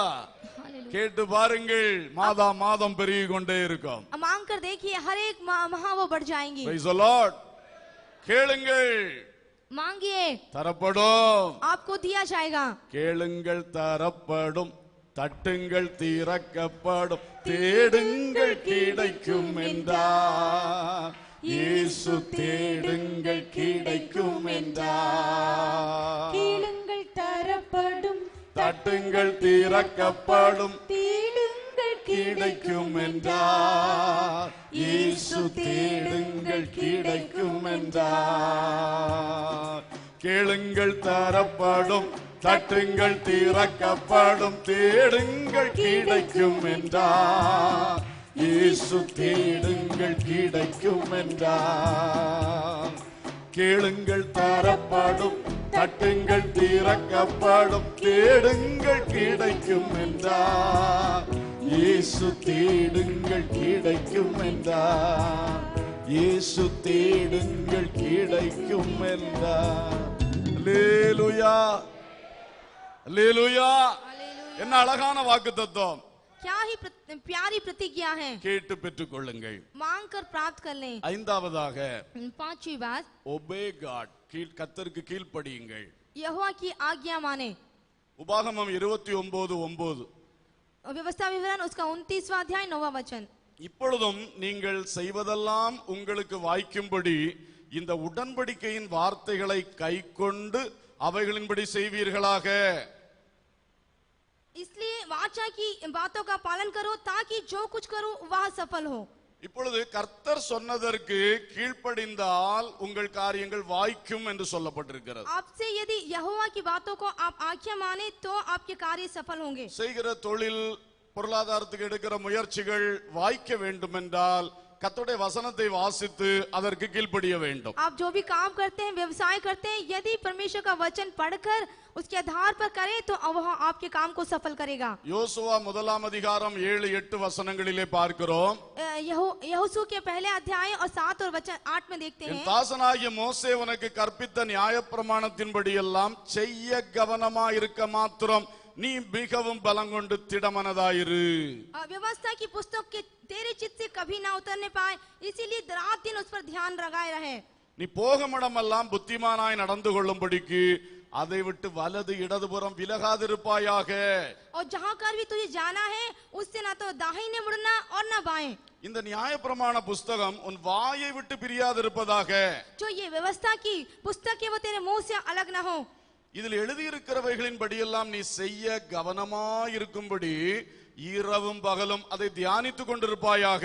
इसमें जो कुछ लिखा है उसको करने के लिए तू रात दिन ध्यान किए रहे। அப்பொழுது நீ உன் வழியை வாய்க்க பண்ணுவாய். जो कुछ उससे लिखा है उसके साथ करने से तेरे काम सफल होंगे। அப்பொழுது புத்திமானாயும் நடந்து கொள்ளுவாய். तू प्रभावशाली होगा। எவ்வளவு அழகா இருக்கிறது. क्या ही प्यारा। தேவனுடைய வசனங்களை प्रभु के वचनों को செய்ய கவனமா இருக்க வேண்டும். उसको करने के लिए हम ध्यान रखें, அதன்படியே செய்ய வேண்டும். उसके अनुसार ही करना चाहिए। அது செய்யாதே என்று சொல்வதை செய்யக்கூடாது. जो उसने नहीं करने के लिए कहा है वो नहीं करें। வசனத்திற்கு கீழ்ப்படிந்து செய்ய வேண்டும். वचन की आज्ञा मानकर काम करें, அதை விட்டு விலக கூடாது. उससे आप जुदा ना हो। நம்முடைய கால்கள் வசனத்திலே நடக்க வேண்டும். हमारे पैर इन वचनों पर चलें। நம்முடைய பொருளாதாரத்தை சம்பாதிக்க போகிற அந்த ஓட்டம் வசனத்தின் வழியிலே ஓட வேண்டும். जो भी हमारी आर्थिक अवस्थाओं की उन्नति के लिए हम दौड़ते हैं वो वचन के आधार पर रहने पाए। வசனம் வாயை விட்டு பிரியக்கூடாது. ये जो वचन है वो हमारे मुंह से जुदा नहीं होना चाहिए। அடிக்கடி வசனத்தை அறிக்கை செய்கிற பழக்கம் தேவை. इस वचन का अंगीकार करना हमारे लिए बहुत जरूरी है। மற்றவர்களுக்கு அதை சொல்லிக் கொடுக்கிற பழக்கம் தேவை. दूसरों को बताने की आवश्यकता है। அடுத்தது தியானித்துக் கொண்டிருப்பாயாக. और अगली बात यह है कि ध्यान किए रहे। என்ன தியானம்? क्या ध्यान? இந்த வசனத்தில் சொல்லி இருக்கிறதெல்லாம் செய்ய கவனமா இருப்பதற்கான தியானம். इसमें जो कुछ लिखा है उसको करने के लिए चौकसी। அதுதான் தியானிக்கணுமா, அதை நான் செய்யணுமே, அந்த வசனத்தின்படி வாழணுமே, இந்த வசனத்தின்படி வாழணுமே என்பது இரவு பகல் தியானமாய் மாற வேண்டுமா? हमारी चौकसी अर्थात हमारा ध्यान यही रहे कि इस वचन के आधार पे चले या इस वचन के आधार हमारा जीवन कैसे बदले। கை நிறைய வசனம், கால் நிறைய வசனம், पूरे हाथ भर के वचन, पूरे पैरों को भरकर वचन, வாய் நிறைய வசனம், மூளை நிறைய வசனம், मुंह के भरकर वचन और दिमाग को भरा हुआ वचन। இப்படி வாழ்ந்தால் இப்படி வாழ்ந்தால் यदि ऐसा जिए உன் வழியை வாய்க்க பண்ணுவாய், तेरे मार्ग सफल होंगे போகுமிடமெல்லாம் புத்திமானாய் நடந்து கொள்ளுவாய். और तू प्रभावशाली होगा। என்ன பெரிய வாக்கு தத்தம்! क्या ही बड़ी प्रतिज्ञा है। அல்லேலூயா, हालेलुया அல்லேலூயா. हालेलुया। ஆகவே தேவ பிள்ளைகளே, வசனத்தை அதிகமாய் கையில் எடுங்கள். इसलिए हे प्रियो, वचनों को अपने हाथ में लीजिए, வசனத்தை வாசியுங்கள், தியானியுங்கள், वचन को पढ़िए और उस पर ध्यान कीजिए, வசனத்தை பேசுங்கள், वचन से ही बात करें, வசனத்தின்படி மட்டும் செயல்படுங்கள். वचन के आधार पर अपने कार्य को करें, நிச்சயம் ஆசீர்வாதம் உண்டாகும். निश्चित रूप से आशीषें प्राप्त होंगी। சங்கீதம் 1 முதல் 3 வசனங்களும் இதைத்தான் சொல்லுகின்றன. भजन उसके पहले अध्याय के पहले वचन ही इसी बात को कहता है। அந்த 3ஆம் வசனம் முடிவிலே அவன் செய்வதெல்லாம் வாய்க்கும் என்று எழுதப்பட்டிருக்கிறது. और तीसरे वचन के अध्ययन में जो कुछ वो करेगा वो सफल होगा, ऐसा लिखा है। யார் செய்வது வாய்க்கும்? कौन करेगा तो सफल होगा? துன்மார்க்கருடைய ஆலோசனையின்படி நடவாமல், जो दुष्टों की योजना पर नहीं चलता, பாவிகளுடைய வழியில் நில்லாமல், जो पापी के मार्ग पर खड़ा नहीं होता, பரியாசக்காரன் உட்காரும் இடத்தில் உட்காராமல், और न ठट्टा करने वाली की मंडली पर बैठता है, கர்த்தருடைய வேதத்தில் பிரியமாயிருந்து और यहोवा की व्यवस्था में प्रसन्न रहता है, இரவும் பகலும் அதில் தியானமாயிருக்கிற மனுஷன் பாக்கியவான். उसकी व्यवस्था पर रात दिन ध्यान करने वाला व्यक्ति धन्य है। அல்லேலூயா. हालेलुया। அவன் நீர்க்கால்களின் ஓரமாய் நடப்பட்டு वह बहती नालियों के किनारे लगाया தன் जाएगा, காலத்தில் தன் கனியை தந்து और अपनी ऋतु में फलता है, இலை உதிராதிருக்கிற மரத்தை போல் இருப்பான். और उसके पत्ते कभी मुरझाते नहीं। அவன் செய்வதெல்லாம் வாய்க்கும். इसलिए जो कुछ वह पुरुष करे वह सफल होता है, வசனத்திலே செழிப்பு இருக்கிறது. क्योंकि इन वचनों में सफलता होती है। ஒரு ஆளுடைய வாழ்க்கையில் எவ்வளவு வசனங்களை பயன்படுத்துகிறீர்களோ அவ்வளவு தூரம் நீங்கள் செழிப்படைவீர்கள். यदि आप जितना ज्यादा इन वचनों को प्रयोग करें उतना ज्यादा आपके जीवन में हरियाली अर्थात सफलता आएगी। எத்தனையோ வசனங்கள் அதற்கு ஆதாரமாய் இருக்கின்றன. कितने ही वचन उसके आधार के रूप में बोल ஆகவே सकते हैं। தேவ பிள்ளைகளே, பைபிளை அதிகமாய் கையில் எடுங்கள். इसलिए हे प्रियो, हे बच्चों, आप वचनों को अपने हाथों में लें, வசனத்தை அதிகமா சந்தோஷப்பட்டு வாசியுங்கள். आनंद से और खुशी से इन वचनों को पढ़िए, அதன்படி செய்ய கவனமாயிருங்கள். उसको करने के लिए आप ध्यान से बने அதை रहें, பிறருக்கும் சொல்லிக் கொடுங்கள். उसे दूसरों को भी बताएं, உங்கள் வாயை விட்டு அது பிரியாதிருக்கட்டும். तुम्हारे मुंह से वो जुदा ना होने पाए। அப்பொழுது நிச்சயம் நீங்கள் செய்வதெல்லாம் வாய்க்கும். तो ऐसे में निश्चित रूप से आप जो कुछ करेंगे वो सफल होगा। நீங்க போடுகிற புதிய திட்டங்கள் எல்லாம் வாய்க்கும். जो कुछ आप नई योजना बनाते हैं वो सफल காரிய होगी, சித்தி உண்டாகும். और आपके कार्य में सफलता प्राप्त அது होगी। பெரிய செழிப்பை உங்களுக்கு கொண்டு வரும். एक बड़ी सफलता हरियाली आपको लेकर आएगी। அல்லேலூயா. हालेलुया। ஆறாவதாக, छठवीं बात, தாழ்மையாயிரு. दीन बने रहे। B humble. தாழ்மையாயிருந்தால் பொருளாதாரம் செழிக்கும். यदि आप दीन बने रहे तो आपकी आर्थिक अवस्था बढ़ेगी। ஏற்கனவே வாசித்த நீதிமொழிகள் 22:4. पहले हमने पढ़ा नीति वचन उसका 22वां और उसका 4वां वचन। தாழ்மைக்கும் கர்த்தருக்கு பயப்படுதலுக்கும் வரும் பலன் ஐஸ்வர்யமும் மகிமையும் ஜீவனுமாம். ஆகவே தாழ்மைக்கு வரும் பலன் ஐஸ்வர்யம். हमने पढ़ा कि नम्रता और यहोवा के भय से जो फल मिलता है वो है धन। வசனம் சொல்லுகிறது தாழ்மைப்பட்டால் ஐஸ்வர்யம் பலனாக கிடைக்கும். वचन कहता यदि तू नम्र बने रहे तो तुझे धन मिलेगा। எதிலையாகிலும் பெருமைகள் வந்தால் உங்களுடைய செழிப்பு நஷ்டப்படும். यदि किसी बात में आपको अहंकार आ जाए, घमंड आ जाए, तो आपकी वो घटी बढ़ जाएगी। பணத்திலேயோ உங்கள் அறிவிலேயோ உங்கள் திறமையிலேயோ பெருமைகள் வரக்கூடாது. किसी प्रकार से जहाँ धन की बढ़ोतरी होती है या आपकी योग्यता पर आपको घमंड नहीं आना चाहिए। தாழ்மை பெருகும் பொழுது ஐஸ்வர்யமும் கூடவே பெருகும். जहाँ नम्रता बढ़ती है वहाँ पर ये धन बढ़ेगा। கொஞ்சம் ஐஸ்வர்யம் வந்த உடனே பெருமை பேசக்கூடாது. यदि धन की बढ़ोतरी हो जाए तो आप घमंड ना करें। பெருமையா மனமேட்டிமையா நினைக்க கூடாது. आप अपने अहंकार होकर घमंडी बातें ना करें। நீங்க ஐஸ்வர்யத்துல வளர வளர அதிகமா தாழ்மைப்பட வேண்டும். जितना अधिक आप संपत्ति में बढ़ते हैं उतना अधिक आप अपने आप को दीन अर्थात नम्र बनाएं। தேவனுக்கு முன்பாகவும் மனுஷருக்கு முன்பாகவும் தாழ்மையா இருக்க வேண்டும். परमेश्वर के सामने और मनुष्य के सामने भी। மனுஷர்களை அற்பமாய் நினைக்க கூடாது. मनुष्य को हम तुच्छ ना जाने। அவர்களிடத்தில் வித்தியாசமாய் நடக்க ஆரம்பிக்க கூடாது. उनके साथ हम गलत व्यवहार ना करें। தாழ்மையாய் நடந்து கொள்ள வேண்டும். नम्रता से व्यवहार करें। தாழ்மையாய் பேச வேண்டும். नम्रता से बातें करें। மனதிலே நிறைந்த தாழ்மை இருக்க வேண்டும். हमारे मन में पूरी तरह से नम्रता भरी रहनी चाहिए। அதனால் ஐஸ்வர்யம் பலனாக கிடைக்கும். क्योंकि उसके द्वारा ही हमें धन संपत्ति मिलेगी। ஏழாவதாக, 7वीं बात, நீதியாயிரு. तू धर्मी बने रहे। Be righteous. நீதியாயிரு. धर्मी बने रहे।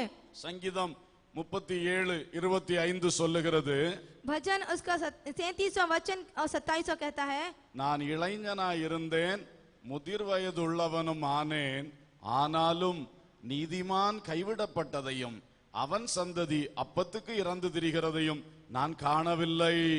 बचपन से लड़कपन से लेकर बुढ़ापे तक देखते आया हूँ, परंतु ना तो कभी धर्मी को त्यागा हुआ और ना उसके वंश को टुकड़े मांगते देखा है। நீதிமானுடைய சந்ததி ஒருபோதும் கைவிடப்படாது. ये जो धर्मी की बच्चे संतान है वो कभी भी त्यागे नहीं जाएंगे। நீதிமானுடைய சந்ததிக்கு பட்டினி வராது.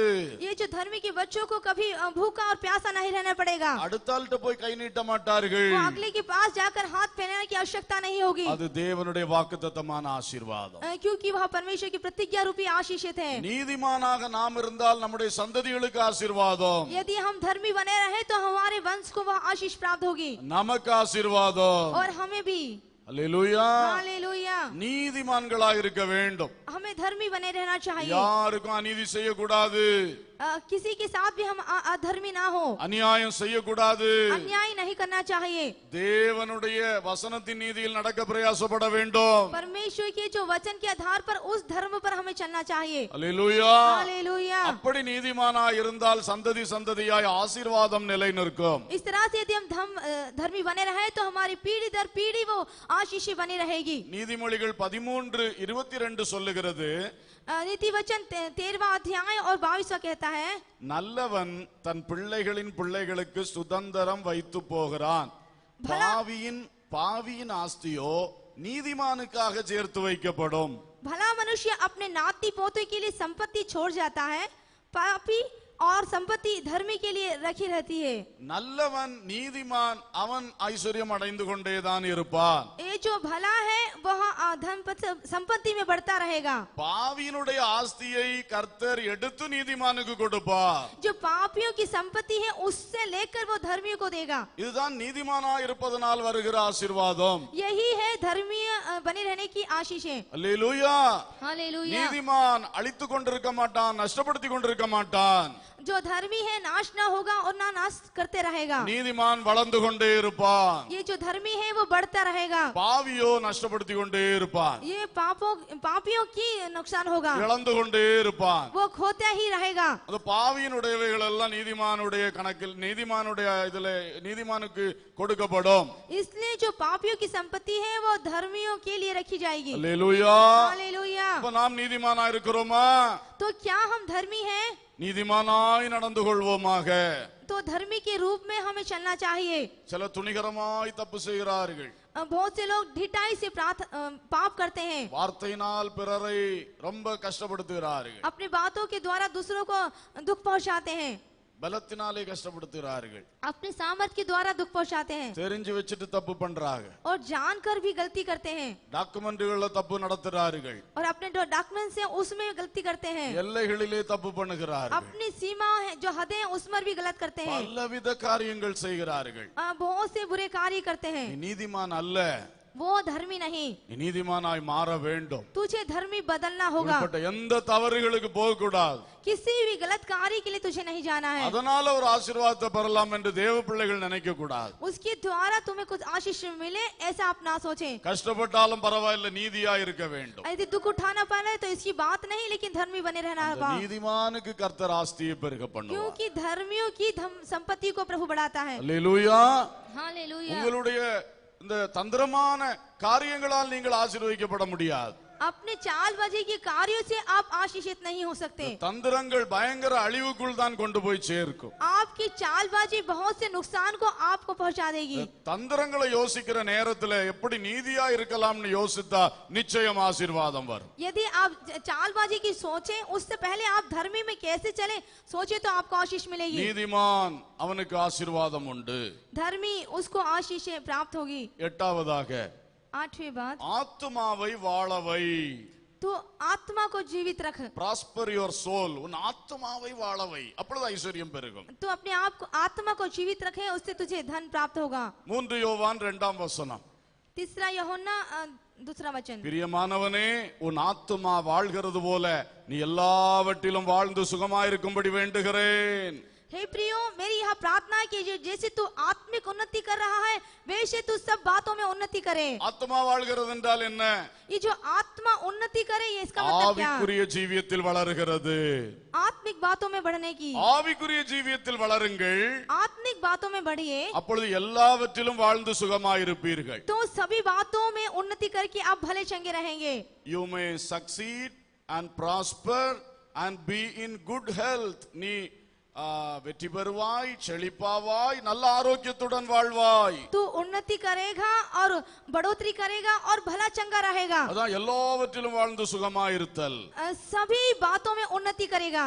ஆகவே ஆவிக்குரிய ஜீவியத்தில் கவனம் செலுத்தி வளர்ந்தால் பொருளாதாரமும் கூடவே வளரும் என்று வசனம் சொல்லுகிறது. इसलिए वचन कहता है कि यदि आत्मिक बातों पर आप ध्यान दें तो आपकी आर्थिक अवस्थाएं बढ़ेगी। ஆமென்.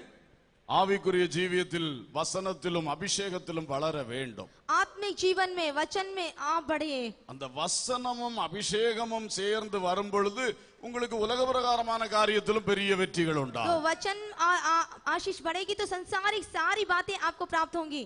அந்த தடைகள் எதிர்ப்புகளை எல்லாம் இந்த வசனமாகிய பட்டயத்தை, ஆவியின் பட்டயத்தை வைத்து வீழ்த்தி போடலாம். जो रुकावटें हैं, रुकावट रूपी तलवार है, उसे आत्मिक तलवार से नाश कर दें। அப்பொழுது பொருளாதார ஆசீர்வாதங்கள் கட்டாயம் வளரும். तो निश्चित रूप से आपकी आर्थिक बढ़ोतरी होगी। ஆவியின் பட்டயத்தை போல வல்லமை உள்ள பட்டயம் உலகத்தில் எதுவுமே கிடையாது. आत्मिक तलवार से सामर्थ्य तलवार दूसरी इस संसार में नहीं है। வசனத்தை உள்ளத்தில் விசுவாசித்து வாயினால் அறிக்கை செய்தால் அது மிக பவர்ஃபுல், மிக வல்லமையானது. यदि वचन को सुनकर उसको हृदय से विश्वास करे तो यह बहुत ही सामर्थ्य है। அது வல்லமையான காரியங்களை செய்துவிடும். वह बड़े बड़े कार्य को करेगी। ஆகவே இந்த ஆவியின் பட்டயத்தினால் நாம் ஜெயிக்கலாம். तो इस आत्मिक तलवार से हमें जीवित, எந்த நஷ்டம், எந்த பிரச்சனை வந்தாலும் ஆவியின் பட்டயத்தை எடுத்து போராடுங்கள். किसी प्रकार के नुकसान, किसी समस्या में क्यों ना आए, आप इस आत्मिक तलवार से लड़ाई करें। நம்முடைய யுத்தம் மாம்சத்தோடும் இரத்தத்தோடும் அல்ல. क्योंकि हमारा युद्ध मांस और लहू से नहीं, எல்லாம் அந்த அந்தகார கிரியைகளோடு தான் நம்முடைய யுத்தம். उस अंधकार की कार्य हाकिमों से है। ஆவியின் பட்டயமே நம்முடைய ஆயுதம். आत्मिक तलवार ही हमारा हथियार है। தேவனுடைய வசனம் परमेश्वर का वचन இருபுறமும் கருக்குள்ள பட்டயம். वो दो धारी तलवार के समान है। எடுத்து வெட்டினால் அசுத்த ஆவிகள் ஓடி போய், यदि उसको लेकर काटे तो अशुद्ध आत्मा बाहर जाएगी, எல்லா தடைகளும் மாறி போய், सारी दुर्गावटें दूर हो जाएगी। வர வேண்டியது வரும், நடக்க வேண்டியது நடக்கும். जो आना है वो आएगा, जो चलना है वो चलेगा। அல்லேலூயா. हालेलूया। பிரியமானவனே, உன் ஆத்துமா வாழ்வது போல் எல்லாவற்றிலும் வாழ்ந்து சுகமாயிரு மகனே. பிரியமானவளே, உன் ஆத்துமா வாழ்வது போல் எல்லாவற்றிலும் வாழ்ந்து சுகமாயிரு மகளே. வாழ்க்கை என்பது போராட்டமே, நல்லதொரு போராட்டமே. வாழ்க்கை என்பது போராட்டமே, நல்லதொரு போராட்டமே.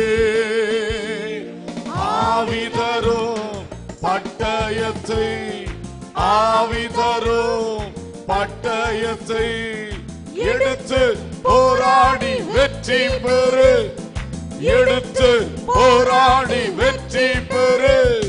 பிரியமானவனே, பாடும் பொழுது விசுவாசத்தோடும் தீர்மானத்தோடும், எந்த பிரச்சனை வந்தாலும் ஆவியின் பட்டயத்தை எடுப்பேன். வாழ்க்கையே போராட்டம் தான், நானோ ஜெயம் பெறுவேன். ஆமென். மானவளே, உன் ஆத்துமா வாழ்வது போல் எல்லாவற்றிலும் வாழ்ந்து சுகமாயிரு மகளே. வாழ்க்கை என்பது போராட்டமே, போராட்டமே. பிசினஸ் என்பது போராட்டமே, நல்லதொரு போராட்டமே. படிப்பு என்பது போராட்டமே, நல்லதொரு போராட்டமே.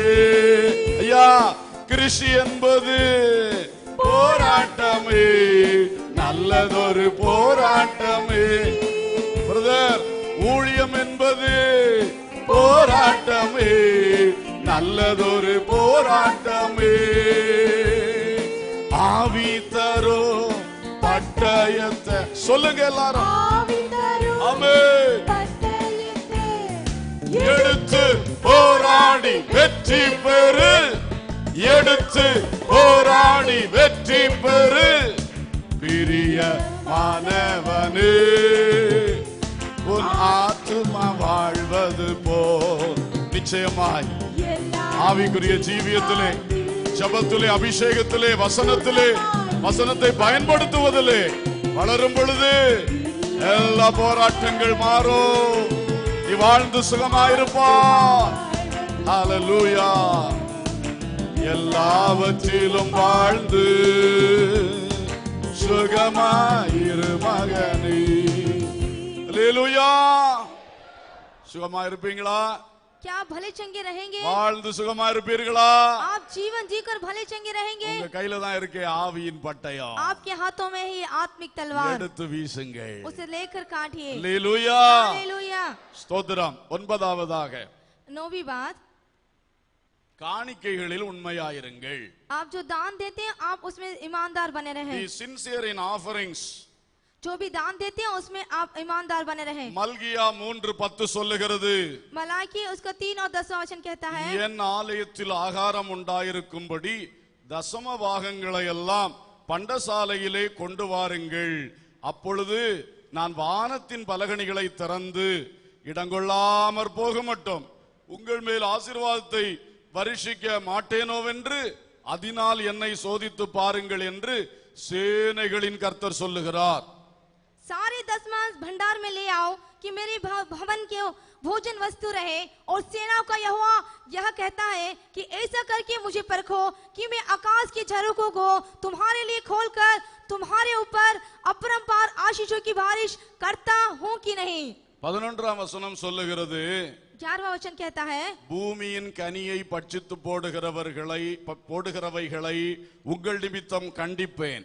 அவைகள் உங்கள் நிலத்தின் பலனை அழிப்பதில்லை. வெளியில் உள்ள திராட்சை கொடி பழம் இல்லாமல் போவதும் இல்லை என்று சேனைகளின் கர்த்தர் சொல்லுகிறார். और 11वें वचन में लिखा कि मैं तुम्हारे लिए नाश करने वालों को ऐसा घुड़कूंगा कि वह तुम्हारी भूमि की उपज नष्ट न करेगा और तुम्हारी दाखलताओं को के फल कच्चे न गिरेंगे। सेनाओं का यहोवा यही वचन है। தசமபாகங்களை ஒழுங்காய் கர்த்தருக்கு செலுத்தினால், यदि आप दशमांश परमेश्वर को अच्छी तरह दें, வானத்தினுடைய ஷட்டர்ஸ், டேமுடைய ஷட்டர் திறக்கிற மாதிரி வானத்தினுடைய பலகணிகளை திறந்து இடங்கொள்ளாமல் போக மட்டும் ஆசீர்வதிப்பேன் என்று சொல்லுகிறார். वो स्वर्ग के झरोखों को खोल देगा, उससे आपके खत्ते भर जाएंगे। சேனைகளின் கர்த்தர் சொல்லுகிறார். सेनाओं का यहोवा कहता है। ஏன் இந்த வசனத்துல சேனைகளையும் சேர்த்துக்கொள் சொல்றாரு? क्यों इन वचनों में सेनाओं का यहोवा कहा है? சர்வ வல்லவர்னு சொல்லி இருக்கலாமே, और सर्वशक्तिमान कह सकते हैं, யெகோவான்னு சொல்லி இருக்கலாமே. यहोवा कह सकता है, ஆனா யெகோவா சபையோத், சேனைகளின் கர்த்தர். लेकिन वो कहता है कि सेनाओं का यहोवा, ஏன்னா இது அவருடைய சேனையுடைய பெரிய வேலை. क्योंकि ये सेनाओं की एक बड़ी बाढ़ है। யாரெல்லாம் தசமபாகம் செலுத்துறாங்களோ जो कोई भी इस दशमांश को देता है, அவங்களுக்காக வானத்தின் பலகணிகளை திறந்து கரெக்டா கொட்டி கொண்டே இருப்பார்கள். उनके लिए आकाश के झरों को खोलकर उसे उंडेलते रहेंगे। அவருடைய சேனைகள் அதை ஒழுங்காய் செய்து கொண்டிருக்கிறது. क्योंकि जो उसकी सेना है उसे सही रूप से कर रही है। அது மட்டுமல்ல, यही काफी नहीं, அடுத்த வசனத்திலேயும் சேனைகளின் கர்த்தர் சொல்லுகிறார் அப்படிங்கிறார். दूसरे वचन में लिखा कि सेना का यहोवा, யாரெல்லாம் கரெக்டா தசமபாகம் செலுத்துறோமோ, जो कोई इस दशमांश को सही रूप से देता है, நம்முடைய கனிகளை பட்சித்து போடுகிறவைகளை அவருடைய சேனைகளை அனுப்பி கண்டிப்பார். जो हमारी उपज को नष्ट करता है वो अपनी सेनाओं को भेजकर उन्हें घुड़केगा। அப்போ தோட்டத்துல பூச்சியும் வெட்டாது புழுவும் வெட்டாது, கர்த்தருடைய சேனைகள் கண்காணிக்கும். तो इन बाग बगीचों में ना तो कीड़े नाश करेंगे और ना ही कुछ दूसरी बात, सेनाओं का यहोवा उसे सुरक्षा प्रदान करेगा। நிலத்தின் பலனை ஒன்றும் அழிக்காது. तुम्हारे उपज जो कुछ ही प्रकार से नष्ट ना होगी। சொல்லுகிறது சேனையின் கர்த்தர். ये कहने वाला है सेनाओं का यहोवा। உன் வெளியில் உள்ள திராட்சை கொடி பழம் இல்லாமல் போகாது. और दाखलता के फल कच्चे ना गिरेंगे। சும்மா எவனோ பிடிங்கிட்டு போயிட மாட்டான். अचानक से कोई आकर तोड़ेगा नहीं, சேனைகள் உலாவி கொண்டிருக்கும். क्योंकि सेना वहां पर मंडलाती रहेगी। ஆமென். ஆமென்। வசனத்தை அப்படியே விசுவாசித்தால் அந்த ஆசீர்வாதத்தை பெற்றுக்கொள்வீர்। इस वचन को आप विश्वास करें तो वैसे ही आप आशीष को पाएंगे। சும்மா எழுதி வைக்கல ஆண்டவர், ऐसे फिजूल में नहीं लिख रखा है। சேனைகளின் கர்த்தர் சொல்லுகிறார் என்று திரும்ப திரும்ப சொல்லுகிறார்। सेना का यहोवा कहता है, इसे उसने बार बार कहा है। அப்படியே செய்வார், वो वैसा ही करेगा। அவருடைய சேனைகளை டிப்ளாய் பண்ணிடுவார்। उसकी सेना इस प्रकार से करेगी।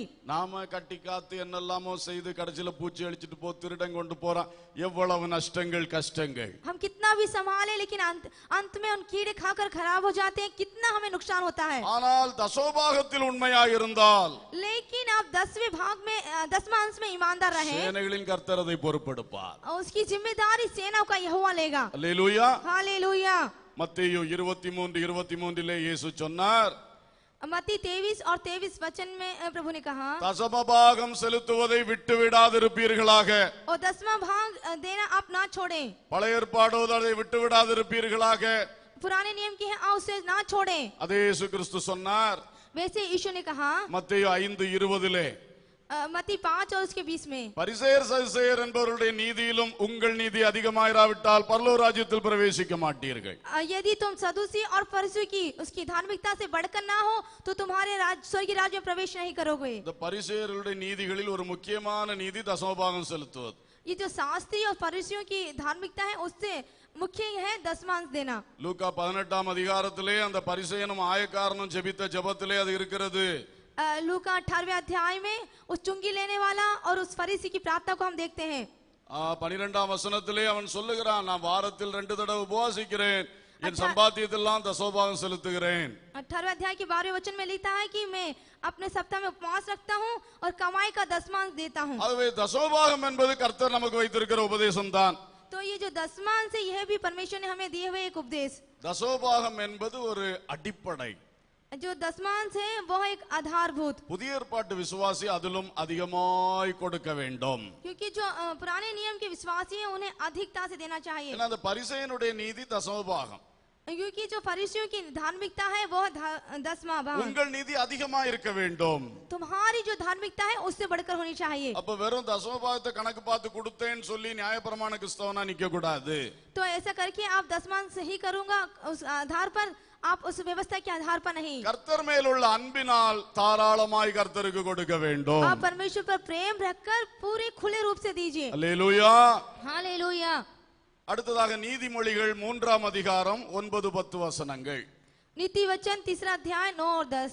உன் பொருளாலும் உன் எல்லா விளைவின் முதற்பலனாலும் கர்த்தரை கனம் பண்ணு, அப்பொழுது உன் களஞ்சியங்கள் பூரணமாய் நிரம்பும், உன் ஆலைகளில் திராட்சரசம் புரண்டோடும்।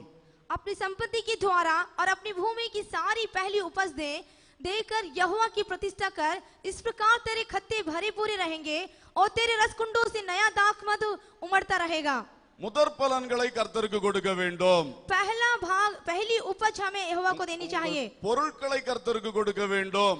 पहली वस्तुएं हम उन्हें देनी चाहिए। இப்படி பொருட்களாலும் விளைவின் முதற்பலன்களாலும் கர்த்தரை கனம் பண்ணினால், यदि संपत्ति और पहली उपज के द्वार हम प्रभु की प्रतिष्ठा करें, வசனம் சொல்லுகிறது உன் களஞ்சியங்கள் பூரணமாய் நிரம்பும்। वचन कहता है कि तेरे खत्ते भरे पूरे रहेंगे। அந்த கிச்சன்ல ஸ்டோர் ரூம்ல இருக்கக்கூடிய டப்பாக்கள் எல்லாம் என்ன செய்யும்? பூரணமாய் நிரம்பும்। आपके किचन में सारे डब्बे क्या रहेंगे? वो पूरी तरह से भरे रहेंगे। எல்லா எண்ணெய் கேன்களும் பூரணமாய் நிரம்பும்। और सारे तेल के डब्बे जो हैं वो भी भरे रहेंगे। ஒரு பேர்ஸ் வச்சிருப்பீங்களே ஒரு களஞ்சியம், அதுவும் பூரணமாய் நிரம்பும்। आपके अंदर जो पास है वो भी पूरी तरह से भरा रहेगा।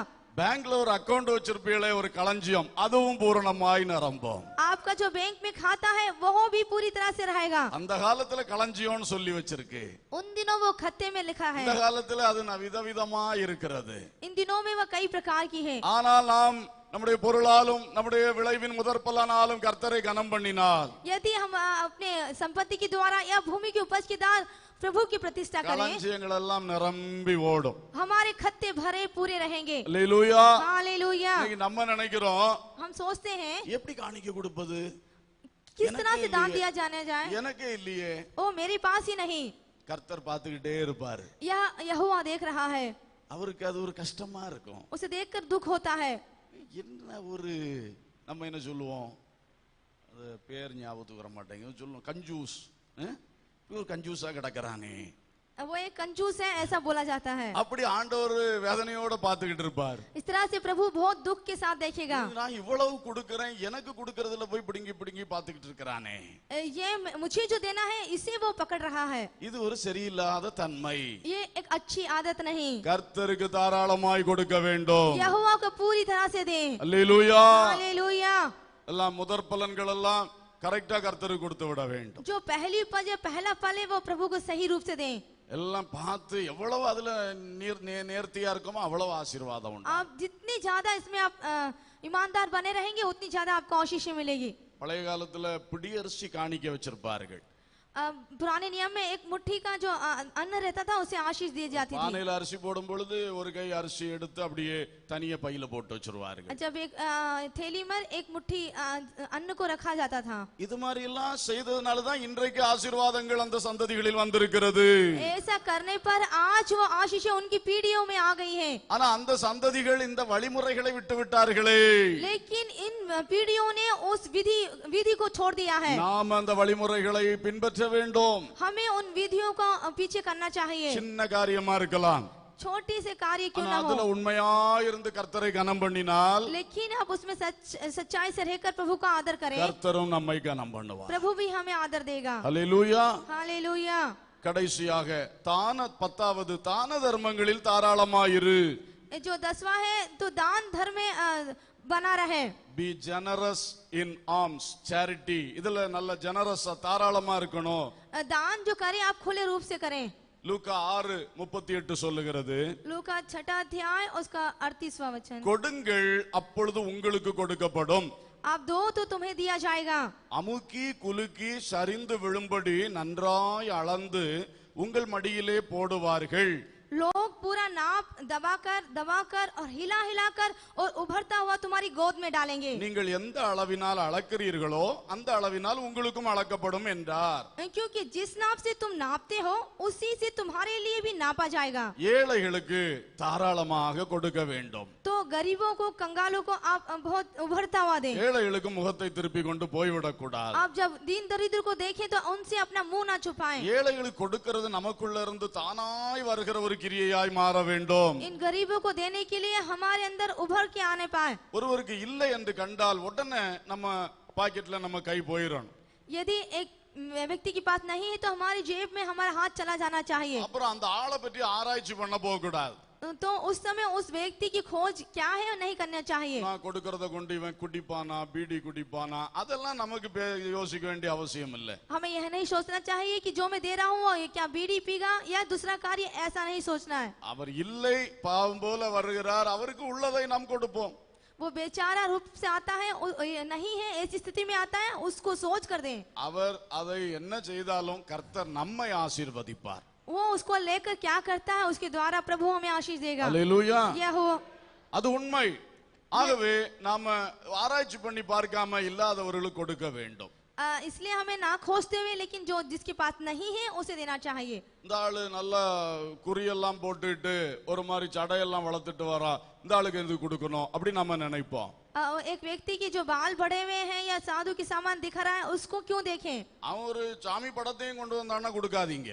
यदि वो किसी भगवान की तस्वीर को लेकर आते हैं तो आप उसे ना दें। அவன் அந்த அந்நிய தெய்வத்தினுடைய காரியத்தை கொண்டு வந்து அது அவன் பிழைப்பு தான், ஆனா இதை காட்டி அவன் பிழைக்க வந்தானா நம்ம கொடுக்க மாட்டோம். यदि वो दूसरे देवताओं का नाम लेकर आए तो वो उसकी रोजगारी का काम है, लेकिन हमें उसे देखकर नहीं देना चाहिए। ஒருத்தன் சும்மா வந்து கையை நீட்டினா ஐயான்னு கேட்டா உள்ளதை கொடுக்க வேண்டும். लेकिन कोई आकर अपनी जरूरतों के लिए अपना हाथ फैलाए तो आपको देना चाहिए, அந்த ஆளுக்கும் பசி உண்டு. क्योंकि उस व्यक्ति को भी भूख होती है। அதனால நாம அந்த மாதிரி நேரங்கள்ல செய்ய வேண்டும். तो ऐसी अवस्थाओं में हमें मदद करनी चाहिए। அல்லேலூயா. हालेलुया। ஆகவே ஏழைகளுக்கு இறங்க வேண்டும். तो दीनों पर दया करनी चाहिए। நீதிமொழி 19:17 சொல்லுகிறது, नीति वचन 19 और उसका 17वां कहता है, ஏழைக்கு இறங்குகிறவன் கர்த்தருக்கு கடன் கொடுக்கிறான், அவன் கொடுத்ததை அவர் திரும்ப கொடுப்பார். जो दीनों पर दया करता है वो यहोवा को कर्ज देता है। ஏழைக்கு உள்ளம் உடனே இறங்க வேண்டும். जो गरीबों को देखकर हमारे अंदर तरस आनी चाहिए। ஏழைக்கு கையில எதை கொடுத்தாலும் கர்த்தர் உங்களுக்கு திரும்ப தருவாராம். यदि आप किसी गरीब की कुछ मदद करें तो परमेश्वर उसको आपको फिर से लौटा देगा। அப்ப அதுல எவ்வளவு பெரிய ஆசீர்வாதம் இருக்கு பாருங்க. तो इसमें देखिए कितनी बड़ी आशीषें हैं। ஏழைக்கு கொடுக்கிறது நஷ்டமே கிடையாது. यदि आप किसी गरीब की मदद करें तो उसमें कोई नुकसान नहीं। ஏழைக்கு கொடுத்ததை கர்த்தர் உங்களுக்கு திருப்பி தருவார். यदि आप एक गरीब की मदद करें तो यहोवा आपको उसको फिर से लौटाएगा। அதனால தைரியமா ஏழைக்கு கொடுங்க. इसलिए पूरे हियाव के साथ आप गरीब को दें। நீதிமொழி 22:9 சொல்லுகிறது, नीति वचन 20 और उसका 19 कहता है, கருணை கண்ணன் ஆசீர்வதிக்கப்படுவான், அவன் தன் ஆகாரத்தில் தரித்திரனுக்கு கொடுக்கிறான். கருணை கண்ணன் इतना கிருபா கே ஆங்கோ, जिसकी கருணை आंखें கண்ணன். जिसकी आंखें दयालु हैं वो आशीष पाएगा। ஒருத்தனை பார்த்தா கண்ணு கருணையா பார்க்கணும். यदि हम एक व्यक्ति को देखें तो पूरी करुणा के साथ देखें। உலகத்துல நடக்கிற சம்பவங்கள் எல்லாம் நம்ம படிச்சதுனால इन संसार की सारी घटनाओं के हमने पढ़ा है, इसलिए அவனை பார்த்தா கள்ளனா இருப்பானோன்னு தான் நம்ம பார்ப்போம். यदि हम एक को देखें तो क्या वो चोर है ऐसा देखेंगे। ஐயான்னு கூப்பிட்டாலும் இவன் எதுக்கும் வேவு பார்க்க வந்திருக்கானோன்னு பார்ப்போம் நம்ம. यदि एक साहब करके पूछे तो क्या यह ओछा देखने आया ऐसा देखेंगे। இந்த சந்தேக கண்ணன் ஆசீர்வதிக்கப்படுவான்னு எழுதப்படவில்லை. इस संदेह के साथ यदि हम देखें तो आशीष पाएंगे ऐसा नहीं। கருணை கண்ணன் ஆசீர்வதிக்கப்படுவான். जो आशीष दयालु आंखें हैं वो आशीषित पाएगा। அல்லேலூயா. हालेलुया। அதனால ஒருத்தனை உடனே ஒரு மாதிரி வித்தியாசமான பார்வையில பார்க்காம கருணையா பார்க்க வேண்டும். यदि कोई अजीब भी गरीब से देखे तो उस अवस्था में हमें पूरी दया से उसे देखना चाहिए। ஆகாரத்தில் ஏழைகளுக்கு கொடுக்க வேண்டும். अपने भोजन में से गरीबों को देना चाहिए। இப்படி தான தர்மங்கள் தாராளமாய் செய்தால் பொருளாதாரம் தானாக வளரும். यदि आप दान धर्म करें तो आपकी आर्थिक अवस्था अपने आप बढ़ जाएगी। ஆகவே 10 காரியங்களை சொன்னேன். मैंने 10 कार्यों को कहा। ஏதாவது மறந்து போயிட்டீங்கன்னா திரும்ப சிடி வாங்கி போட்டு கேட்டுக்குங்க. यदि आप भूल चुके हैं तो सीडी को लेकर देखिए, இல்லைன்னா நம்ம வெப்சைட்ல செய்தி கிடக்கும் போட்டு பாருங்க. और नहीं तो वेबसाइट में संदेश है आप उसे देखिए। இந்த வசனங்களை ஒன்று கூட யோசித்து பார்த்து எதுல எல்லாம் நம்மள கரெக்ட் பண்ணணுமோ நம்ம கரெக்ட் பண்ணுவோம். इस वचन को लेकर आपको जहाँ सही करना है उन्हें सही कीजिए। நிச்சயமாய் அந்த பொருளாதாரத்தினுடைய ஊற்றுக்கண்கள் எங்கெல்லாம் அடைபட்டு இருக்கோ அது திறக்கப்படும். निश्चित रूप से जहाँ से इस आर्थिक अवस्था के झरने खोलने हैं वहाँ से खुल जाएंगे। நீங்கள் ஆசீர்வதிக்கப்படுவீர்கள். आप आशीष बने रहेंगे। நானும் கொஞ்ச காலமா ஜெபம் பண்ணிட்டு இருக்கிறேன். कुछ दिनों से मैं भी प्रार्थना कर रहा हूँ। எங்க சபையில ஒரு 10-15 ஐஸ்வர்யவான்களை எழுப்பிதாரும். हमारी कलीसिया में कुछ 10-15 धनवानों को खड़ा कीजिए, மாதம் ஒரு சபை कட்ட வேண்டும். क्योंकि हर एक महीना एक कलीसिया बनाए, வேற வழியே இல்லை. क्योंकि दूसरा रास्ता नहीं है। மாதம் ஒரு சபையாவது கட்டியே ஆக வேண்டும். क्योंकि एक एक माह में एक कलीसिया का निर्माण करना जरूरी है। அந்த நோக்கத்தோட உங்களுக்காக ஜெபம் பண்ணிட்டு இருக்கேன். उस लक्ष्य के साथ मैं आपके लिए प्रार्थना कर रहा உங்களில் हूँ। ஒரு 10-15 பேர் ஆண்டவர் தூக்கி நிறுத்திட்டாருன்னா यदि आपके बीच में से 10 और 15 को प्रभु ने खड़ा किया, மாதம் ஒரு சபை பிரதிஷ்டை பண்ணிடலாம். हर एक महीने में एक कलीसिया का उद्घाटन। அல்லேலூயா. हालेलुया। இப்ப சொன்னது யாருக்கெல்லாம் சந்தோஷமா இருந்தது? நீங்க தான் ஆசீர்வதிக்கப்பட போறீங்க. கர்த்தருக்கு ஸ்தோத்திரம். முறுமுறுப்பு குறுகுறுப்பா யாருக்காவது இருந்துச்சா? क्या कुड़काहट आपके जीवन में है? குடுத்தாகன்னு இருந்துச்சா? கர்த்தருக்கு ஸ்தோத்திரம். திருந்திக் கொள்ளுங்கள். आप फिर जाइए। ஹல்லேலூயா. हालेलुया। நாம் வாழ்வதே கர்த்தருக்காக, क्योंकि हम जो जी रहे हैं वो प्रभु के लिए, கர்த்தருடைய ராஜ்யத்துக்காக. प्रभु के राज्य के लिए। ஆண்டவரே என்னை ஆசீர்வதியும். हे प्रभु मुझे आशीष दीजिए। நான் கிராமமெல்லாம் சபை கட்டுவேன் அப்பா. हर एक गांव में मैं कलीसिया बनाऊंगा, மிஷனரி ஊழியங்களை தாங்குவேன், कलीसियाओं को मैं दान दूंगा, ஏழைகளை தாங்குவேன். गरीबों को दान दूंगा। இதுதான் நம்ம ஆசையாக இருக்க வேண்டும். यही हमारी आशा होनी चाहिए। கர்த்தர் பெரிய காரியங்களை செய்வார். प्रभु बड़े कार्य को करेगा। பண ஆசை இருக்க கூடாது. धन का लोभ नहीं होना பண चाहिए, ஆசை எல்லா தீமைக்கும் வேறா இருக்கிறது. क्योंकि जो धन का लोभ है सारी बुराइयों की जड़ है। இந்த பிரசங்கத்துல பண ஆசை தூண்டப்பட கூடாது. इस संदेश में धन का लोभ की आशा नहीं उभरने அது पाए, தவறான வழியில கொண்டு போயிடும். वो आपको गलत रास्ते पर ले அதனால जाएगी। தான் நான் இங்க ஃபோக்கஸ் பண்ணேன். इसलिए मैंने इस बात पर கர்த்தருடைய ராஜ்யத்தை நான் கட்ட வேண்டும். परमेश्वर के राज्य को हमें देखनी चाहिए। தாவீது சொன்னா கர்த்தருக்கு வீடு கட்ட வேண்டும். दाऊद कहता है कि यहोवा का घर बनाना है। கர்த்தர் சொன்னா நான் உன்னுடைய வீட்டை கட்டுவேன். परमेश्वर ने कहा कि मैं तेरा घर बनाऊंगा। அல்லேலூயா. हालेलुया। அப்படித்தான் நம்முடைய பொருளாதாரத்திலே நம்முடைய ஆசையெல்லாம் கர்த்தருடைய காரியங்களாக இருக்கட்டும். इस तरह से जो भी आर्थिक बातों में भी हमारी आशा है जो परमेश्वर पर बने அப்பொழுது रहे, தானாக நம்முடைய வீடுகள் மேன்மையாய் ஆசீர்வதிக்கப்படும். उससे अपने आप हमारे घर आशीष से भरे रहेंगे. ஜெபிக்கலாம். हम प्रार्थना करेंगे. எல்லாரும் ஒரு 5 நிமிஷம் போராடி ஜெபிக்க போகிறோம். सभी 5 मिनट प्रार्थना करेंगे. இன்னைக்கு பொருளாதாரத்துக்காக போராட்டம் தான். आज आर्थिक अवस्थाओं के लिए हम एक युद्ध ஆனால் करें, இன்றைக்கு கர்த்தர் கட்டுகளை அறுப்பார். लेकिन आज प्रभु एक बंधनों को तोड़ेगा, புதிய வாசல்களை திறப்பார். नए द्वारों को खोलेगा. எல்லாரும் கண்களை மூடி ஜெபிக்கலாம். सभी आंखें बंद करिए. வாலிபர்கள் உங்கள் வீடுகளுக்காக இப்பொழுது ஜெபிக்க வேண்டும்.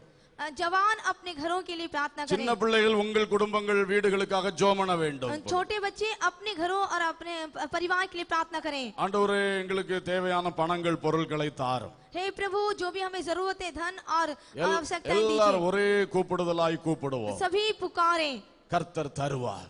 प्रभु देगा. மற்றவர்களுக்கெல்லாம் கனியற்ற காலமா இருக்கலாம். हो सकता है दूसरों को फल रहित समय हो, வேலையில்லா திண்டாட்டமா இருக்கலாம். हो सकता है उनको काम ना मिल रहा हो. நமக்கு திண்டாட்டம் கிடையாது, கொண்டாட்டம் தான் கர்த்தர் வச்சிருக்கிறார். हमें कोई बुराई नहीं है, प्रभु हमें बढ़ाएगा. விசுவாசியுங்கள். आप विश्वास कीजिए, எல்லாம் நம்முடைய தேவனுடைய கையில இருக்கு. सब कुछ हमारे प्रभु के हाथों में है. வேலை வாய்ப்புகள் தேவனுடைய கையில இருக்கிறது. काम धंधा सब प्रभु के हाथों में है. தொழில் வாய்ப்புகள் தேவனுடைய கையில் அல்லவா இருக்கிறது. जो भी काम से संबंधित है, धंधे से संबंधित, वो सब प्रभु के हाथ நீங்க ஒரு में है. யுத்தம் செய்து இன்றைக்கு பெற்றுக்கொள்ள வேண்டும். एक युद्ध करके आप प्रभु से प्राप्त करें. ஒரு சாதாரண ஜெபம் அல்ல. एक साधारण सी प्रार्थना नहीं. பாட்டு பாடி தூண்டி விட வேண்டிய அவசியம் இல்ல. गीतों को गाकर आपको उभारने की आवश्यकता नहीं. எவ்வளவு நெருக்கத்துல பலர் இருக்கிறீங்க. कितने ही दुख में आप कुछ एक हैं. மனம் திறந்து கூப்பிடுங்க. पूरे मन से पुकार कर कहें, அப்பா என்று கூப்பிடுங்க. हे पिता कहकर पुकारें. உரிமையோடு தகப்பனை கூப்பிடுங்க. पूरे अधिकार के साथ पुकारें. என்னை ஆசீர்வதியும். मुझे आशीष दीजिए. என் தொழில ஆசீர்வதியும். ओ मेरे काम धंधे पर, எங்க குடும்பத்தை ஆசீர்வதியும். मेरे परिवार को. சொல்லுங்க சொல்லுங்க. बोलिए. ஹalleluya. எல்லாரும் ஜெபம் பண்ணுங்க. सभी प्रार्थना कीजिए. போராடி ஜெபம் பண்ணினால் கிரியைகள் நடக்கும். यदि आप एक युद्ध के साथ प्रार्थना करें, आपको जय मिलेगी. வெட்கப்படவே கூடாது. आपको लज्जित होने की आवश्यकता नहीं. இஸ்ரவேலை ஆசீர்வதிப்பதே கர்த்தருக்கு பிரியம். इस्राएली को आशीष देना ही प्रभु को भाता है. யாருக்கெல்லாம் பிரச்சனை இருக்கோ பொருளாதார பிரச்சனை சொல்லி ஜெபம் பண்ணுங்க. आप जिस किसी की आर्थिक अवस्थाएं कमी है, उससे प्रार्थना करें. கர்த்தர் இன்று வாசல்களை திறப்பார். प्रभु आज आपके लिए द्वार को खोलेगा. ஹalleluya. हालेलुया. ஹalleluya. हालेलुया. இப்ப வார்த்தைகளை சொல்லி ஜெபிக்கணும். இப்ப ஆவியில நிரம்ப கூடாது. आप अपनी बातों को बोलकर प्रार्थना करें, आत्मा में ना भरिए. வார்த்தையை சொல்லி நல்லா போராடுங்க. आपकी जो समस्या है उनको बोलिए. இந்த கருத்துள்ள ஜெபம் கர்த்தர் கேட்கிறார். आपकी जो अर्थपूर्ण प्रार्थना है प्रभु सुनता है. தம்பிமார் எல்லாம் ஜெபம் பண்ணுங்க. छोटे भाई लोग सभी प्रार्थना करें. நம்முடைய பிள்ளைகள் எல்லாம் பொறுப்புள்ள பிள்ளைகளாக வளர வேண்டும். हमारे जो बच्चे हैं वो एक जिम्मेदारी पूर्ण बने रहे. ஹalleluya. हालेलुया. எல்லாம் ஜெபம் பண்ணுங்க. ஆண்டவரே எங்கள் பொருளாதாரத்தை ஆசீர்வதியும். सभी प्रार्थना करें, हे प्रभु मेरी आर्थिक अवस्था में आशीष दीजिए. வயல் நிலங்கள் தோட்டங்களை ஆசீர்வதியும். मेरे खेती बाड़ों पर आशीष दीजिए. மிருக ஜீவன்கள் பறவைகள் எல்லாம் ஆசீர்வதியும். और पशु और जीवों पर भी आपकी आशीष बने रहने पाए. தொழில்களை எல்லாம் ஆசீர்வதியும். व्यवसायों में आपकी आशीष बने रहने पाए. சம்பளத்துக்கான வேலைகளை எல்லாம் ஆசீர்வதியும். जो वेतन है उन कामों पर भी आशीष बने रहने पाए. படிப்புகளை ஆசீர்வதியும். पढ़ाई पर आपकी आशीष बने रहने पाए. ஒவ்வொரு குடும்பங்களை ஆசீர்வதியும். हर एक घर को आप आशीष दें. இப்பொழுது கரங்களை தட்டி ஆவியில் நிரம்பி ஜெபிப்போம். आप आत्मा में भरकर प्रार्थना करें. எல்லாம் அந்நிய பாஷை பேசி ஜெபிப்போம். अन्य भाषा தடைகள் உடையட்டும், கட்டுகள் உடையட்டும். பரிசுத்த ஆவியானுடைய கிரியை நடக்கட்டும். வருமானத்தின் வழிகளை அடைத்திருக்கிற அசுத்த ஆவிகள் ஓடி போகட்டும். ஊற்று கண்களை அடைத்திருக்கிற கல்லுகள் எல்லாம் கற்கள் எடுத்து போடப்படட்டும். இயேசுவின் நாமத்தில் ஒவ்வொரு குடும்பத்திலும் அற்புதம் நடக்க வேண்டும். இயேசுவின் நாமத்தில் வசனத்தின்படியாய் ஆவியானவர் தந்த செய்தியின்படியாய் இன்றைக்கு ஒரு பிரத்யட்சமான கிரியை ஒவ்வொரு குடும்பத்தில் வர வேண்டும். ஒவ்வொருடைய தொழிலில் வர வேண்டும். ஒவ்வொருடைய கையின் பிரயாசங்களில் வர வேண்டும். தோட்டங்களில் விவசாயங்களில் வர வேண்டும். மிருக ஜீவன் பறவை பட்சிகளில் இன்றைக்கு ஒரு புதிய ஆசீர்வாதம் வர வேண்டும். இயேசுவின் நாமத்தில், இயேசுவின் நாமத்தில் வாகனங்களில் ஆசீர்வாதம். ஹல்லேலூயா. ஆமென். ஆபீஸ்களிலே ஆமென். பல நிறுவனங்களில் வேலை பார்க்கிற மக்கள் ஆசீர்வாதம் உண்டாகட்டும், ஆசீர்வாதம் உண்டாகட்டும். வேலை இல்லாம திண்டாடுகிறவர்கள் இன்றைக்கு அழைப்பு வரட்டும், அழைப்பு வரட்டும். ஹல்லேலூயா, ஹல்லேலூயா, ஹல்லேலூயா. ஆமென். யாருடைய கையிலே இவர்களுடைய பிரயாசம் தடைப்படுத்தப்பட்டு நிற்கிறதோ அந்த கைகள் திறக்கப்படட்டும். இன்றைக்கு அந்த பணங்கள் திரும்ப வரட்டும். கிடைக்க வேண்டியவைகள் கிடைக்கட்டும், சிக்கி இருக்கிறவைகள் எல்லாம் வந்து சேரட்டும், அற்புதங்கள் நடப்பதாக, அதிசயங்கள் நடப்பதாக இயேசுவின் நாமத்தில். ஆமென். நம்முடைய வசனத்தை கேட்கும் பொழுதே ஒப்பு கொடுத்தார்கள், வசனத்தை கேட்கும் பொழுதே இப்படி செய்ய வேண்டும் என்று தீர்மானித்தார்கள். அப்பா, இந்த பிள்ளைகளை நினைத்தருளும், இப்பொழுதே ஆசீர்வாதங்கள் தாரும், வாசல்களை திறந்து தாரும், அற்புதங்களை உடனடியாய் செய்தருளும், எங்களை மகிழ பண்ணும், எங்கள் விசுவாசத்தை இன்னும் வர்த்திக்க பண்ணும். இன்று ஒரு அற்புதம் செய்து ஒரு அடையாளத்தை காண்பியும், ஒரு அடையாளத்தை காண்பியும். ஹல்லேலூயா, ஹல்லேலூயா, ஹல்லேலூயா, ஹல்லேலூயா. ஆமென். கர்த்தரின் ஆசீர்வாதமே ஐஸ்வரியத்தை தரும். கர்த்தரின் ஆசீர்வாதம் எங்களுக்கு போதும், கர்த்தரின் ஆசீர்வாதம் எங்களுக்கு போதும். அதை நிறைவாய் தாரும், நிறைவாய் தாரும். ஹல்லேலூயா, ஹல்லேலூயா, ஹல்லேலூயா. இஸ்ரவேலை ஆசீர்வதிப்பது கர்த்தருக்கு பிரியம். இஸ்ரவேலை ஆசீர்வதிப்பது கர்த்தருக்கு பிரியம். அவரை நம்பினால் உன்னையும் ஆசீர்வதிப்பார். இன்று நீயும் அவரை நம்பினால் உன்னையும் ஆசீர்வதிப்பார். இஸ்ரவேலை ஆசீர்வதிப்பது கர்த்தருக்கு பிரியம். இஸ்ரவேலை ஆசீர்வதிப்பது கர்த்தருக்கு பிரியம். ஆசீர்வாதங்களை சுதந்தரித்திட அழைத்தாரே தேவன். ஆசீர்வாதங்களை சுதந்தரித்திட அழைத்தாரே தேவன். ஆசீர்வதியுங்கள், நன்மை பெருகிட அன்பில் நிலைத்திருங்கள். ஆசீர்வதியுங்கள், நன்மை பெருகிட அன்பில் நிலைத்திருங்கள். இஸ்ரவேலை ஆசீர்வதிப்பது கர்த்தருக்கு பிரியம். இஸ்ரவேலை ஆசீர்வதிப்பது கர்த்தருக்கு பிரியம். கர்த்தருக்கென்றும் பயப்படுவர் கண்டிடும் ஆசீர்வாதம். கர்த்தருக்கென்றும் பயப்படுவர் கண்டிடும் ஆசீர்வாதம். கருத்தாயின்று தேவ பயத்துடன் கர்த்தரின் பாதம் சேர்வார். கருத்தாயின்று தேவ பயத்துடன் கர்த்தரின் பாதம் சேர்வார்.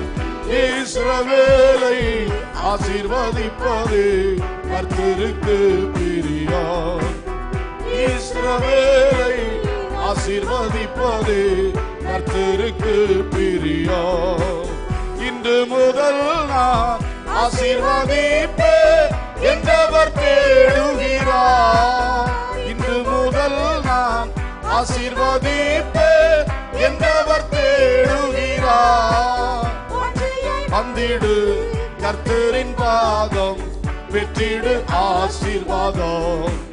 வாஞ்சையாய் வந்திடு கர்த்தரின் பாதம், பெற்றிடு ஆசீர்வாதம். இஸ்ரவேலை ஆசீர்வதிப்பது கர்த்தருக்கு பிரியம்.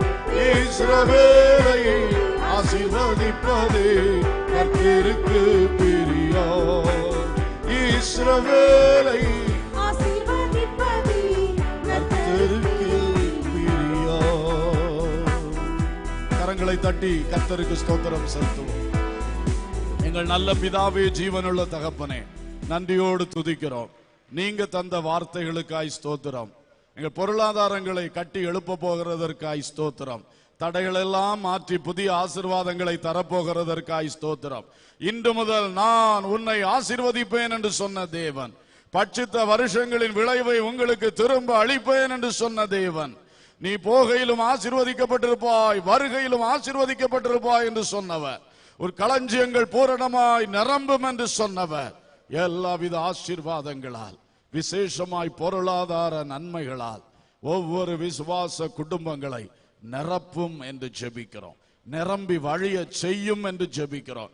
யார் யார் இதில் சிரமப்பட்டு வேதனைக்குள் இருக்கிறார்களோ, இயேசுவே அந்த வேதனைகள் நீங்கும்படியாய் வசனத்தின் வெளிச்சத்தை இன்னும் உள்ளங்களில் பிரகாசிக்க செய்து குறைகள் குற்றங்கள் சரி செய்யப்பட்டு தேவ ஆசீர்வாதத்தின் ஊற்று கண்கள் இப்பொழுது திறக்கப்பட வேண்டும் என்று கெஞ்சுகிறோம். திறக்கப்பட வேண்டும் என்று கெஞ்சுகிறோம். எங்கள் குறைகளை தயவாய் மன்னியும். நாங்கள் குறைவுள்ளவர்கள் அப்பா. ஒவ்வொரு பிள்ளைகளுடைய குறைகளை தயவாய் மன்னியும் என்று தேவ சமூகத்தில் மன்றாடுகிறோம். கிருபையாய் இறங்கி தடைகளை அகற்றி இன்றைக்கு ஒரு அற்புதத்தை செய்து, ஒரு அடையாளமான அற்புதத்தை செய்து, இந்த காரியத்திலே இன்னும் விசுவாசித்து முன் செல்வதற்கு ஏதுவாக ஒவ்வொருவரையும் திடப்படுத்தும், பலப்படுத்தும் என்று ஜெபிக்கிறோம். பணாசை ஒருவருக்குள்ளத்திலும் வரக்கூடாது, பொருளாசை வரக்கூடாது. கர்த்தருக்காக கர்த்தர் எங்களுக்கு நியமித்தது முழுமையுமாய் பெற்றுக்கொள்ள வேண்டும். கர்த்தரின் ஆசீர்வாதமே ஐஸ்வர்யத்தை தரும், அதனோடே அவர் வேதனையை கூட்டார். இந்த காரியத்திலே தெளிவுள்ளவர்களாய் இருந்து தேவ ஆசீர்வாதத்தால் நிரப்பப்பட்டு தேவன் தரும் ஐஸ்வர்யத்தினால் நிரம்பி கர்த்தருக்கும் ஏழைகளுக்கும் எல்லாருக்கும் பயனுள்ள வாழ்க்கை, தங்கள் சந்ததிகளுக்கு மிகுந்த ஆசீர்வாதமான ஒரு பாத்திரங்களாய் திகழ உதவி செய்யும். ஆசீர்வதியும். துதி கனம் மகிமை உமக்கே செலுத்துகின்றோம். இயேசுவின் நாமத்தில் கேட்கிறோம் ஜீவனுள்ள பிதாவே.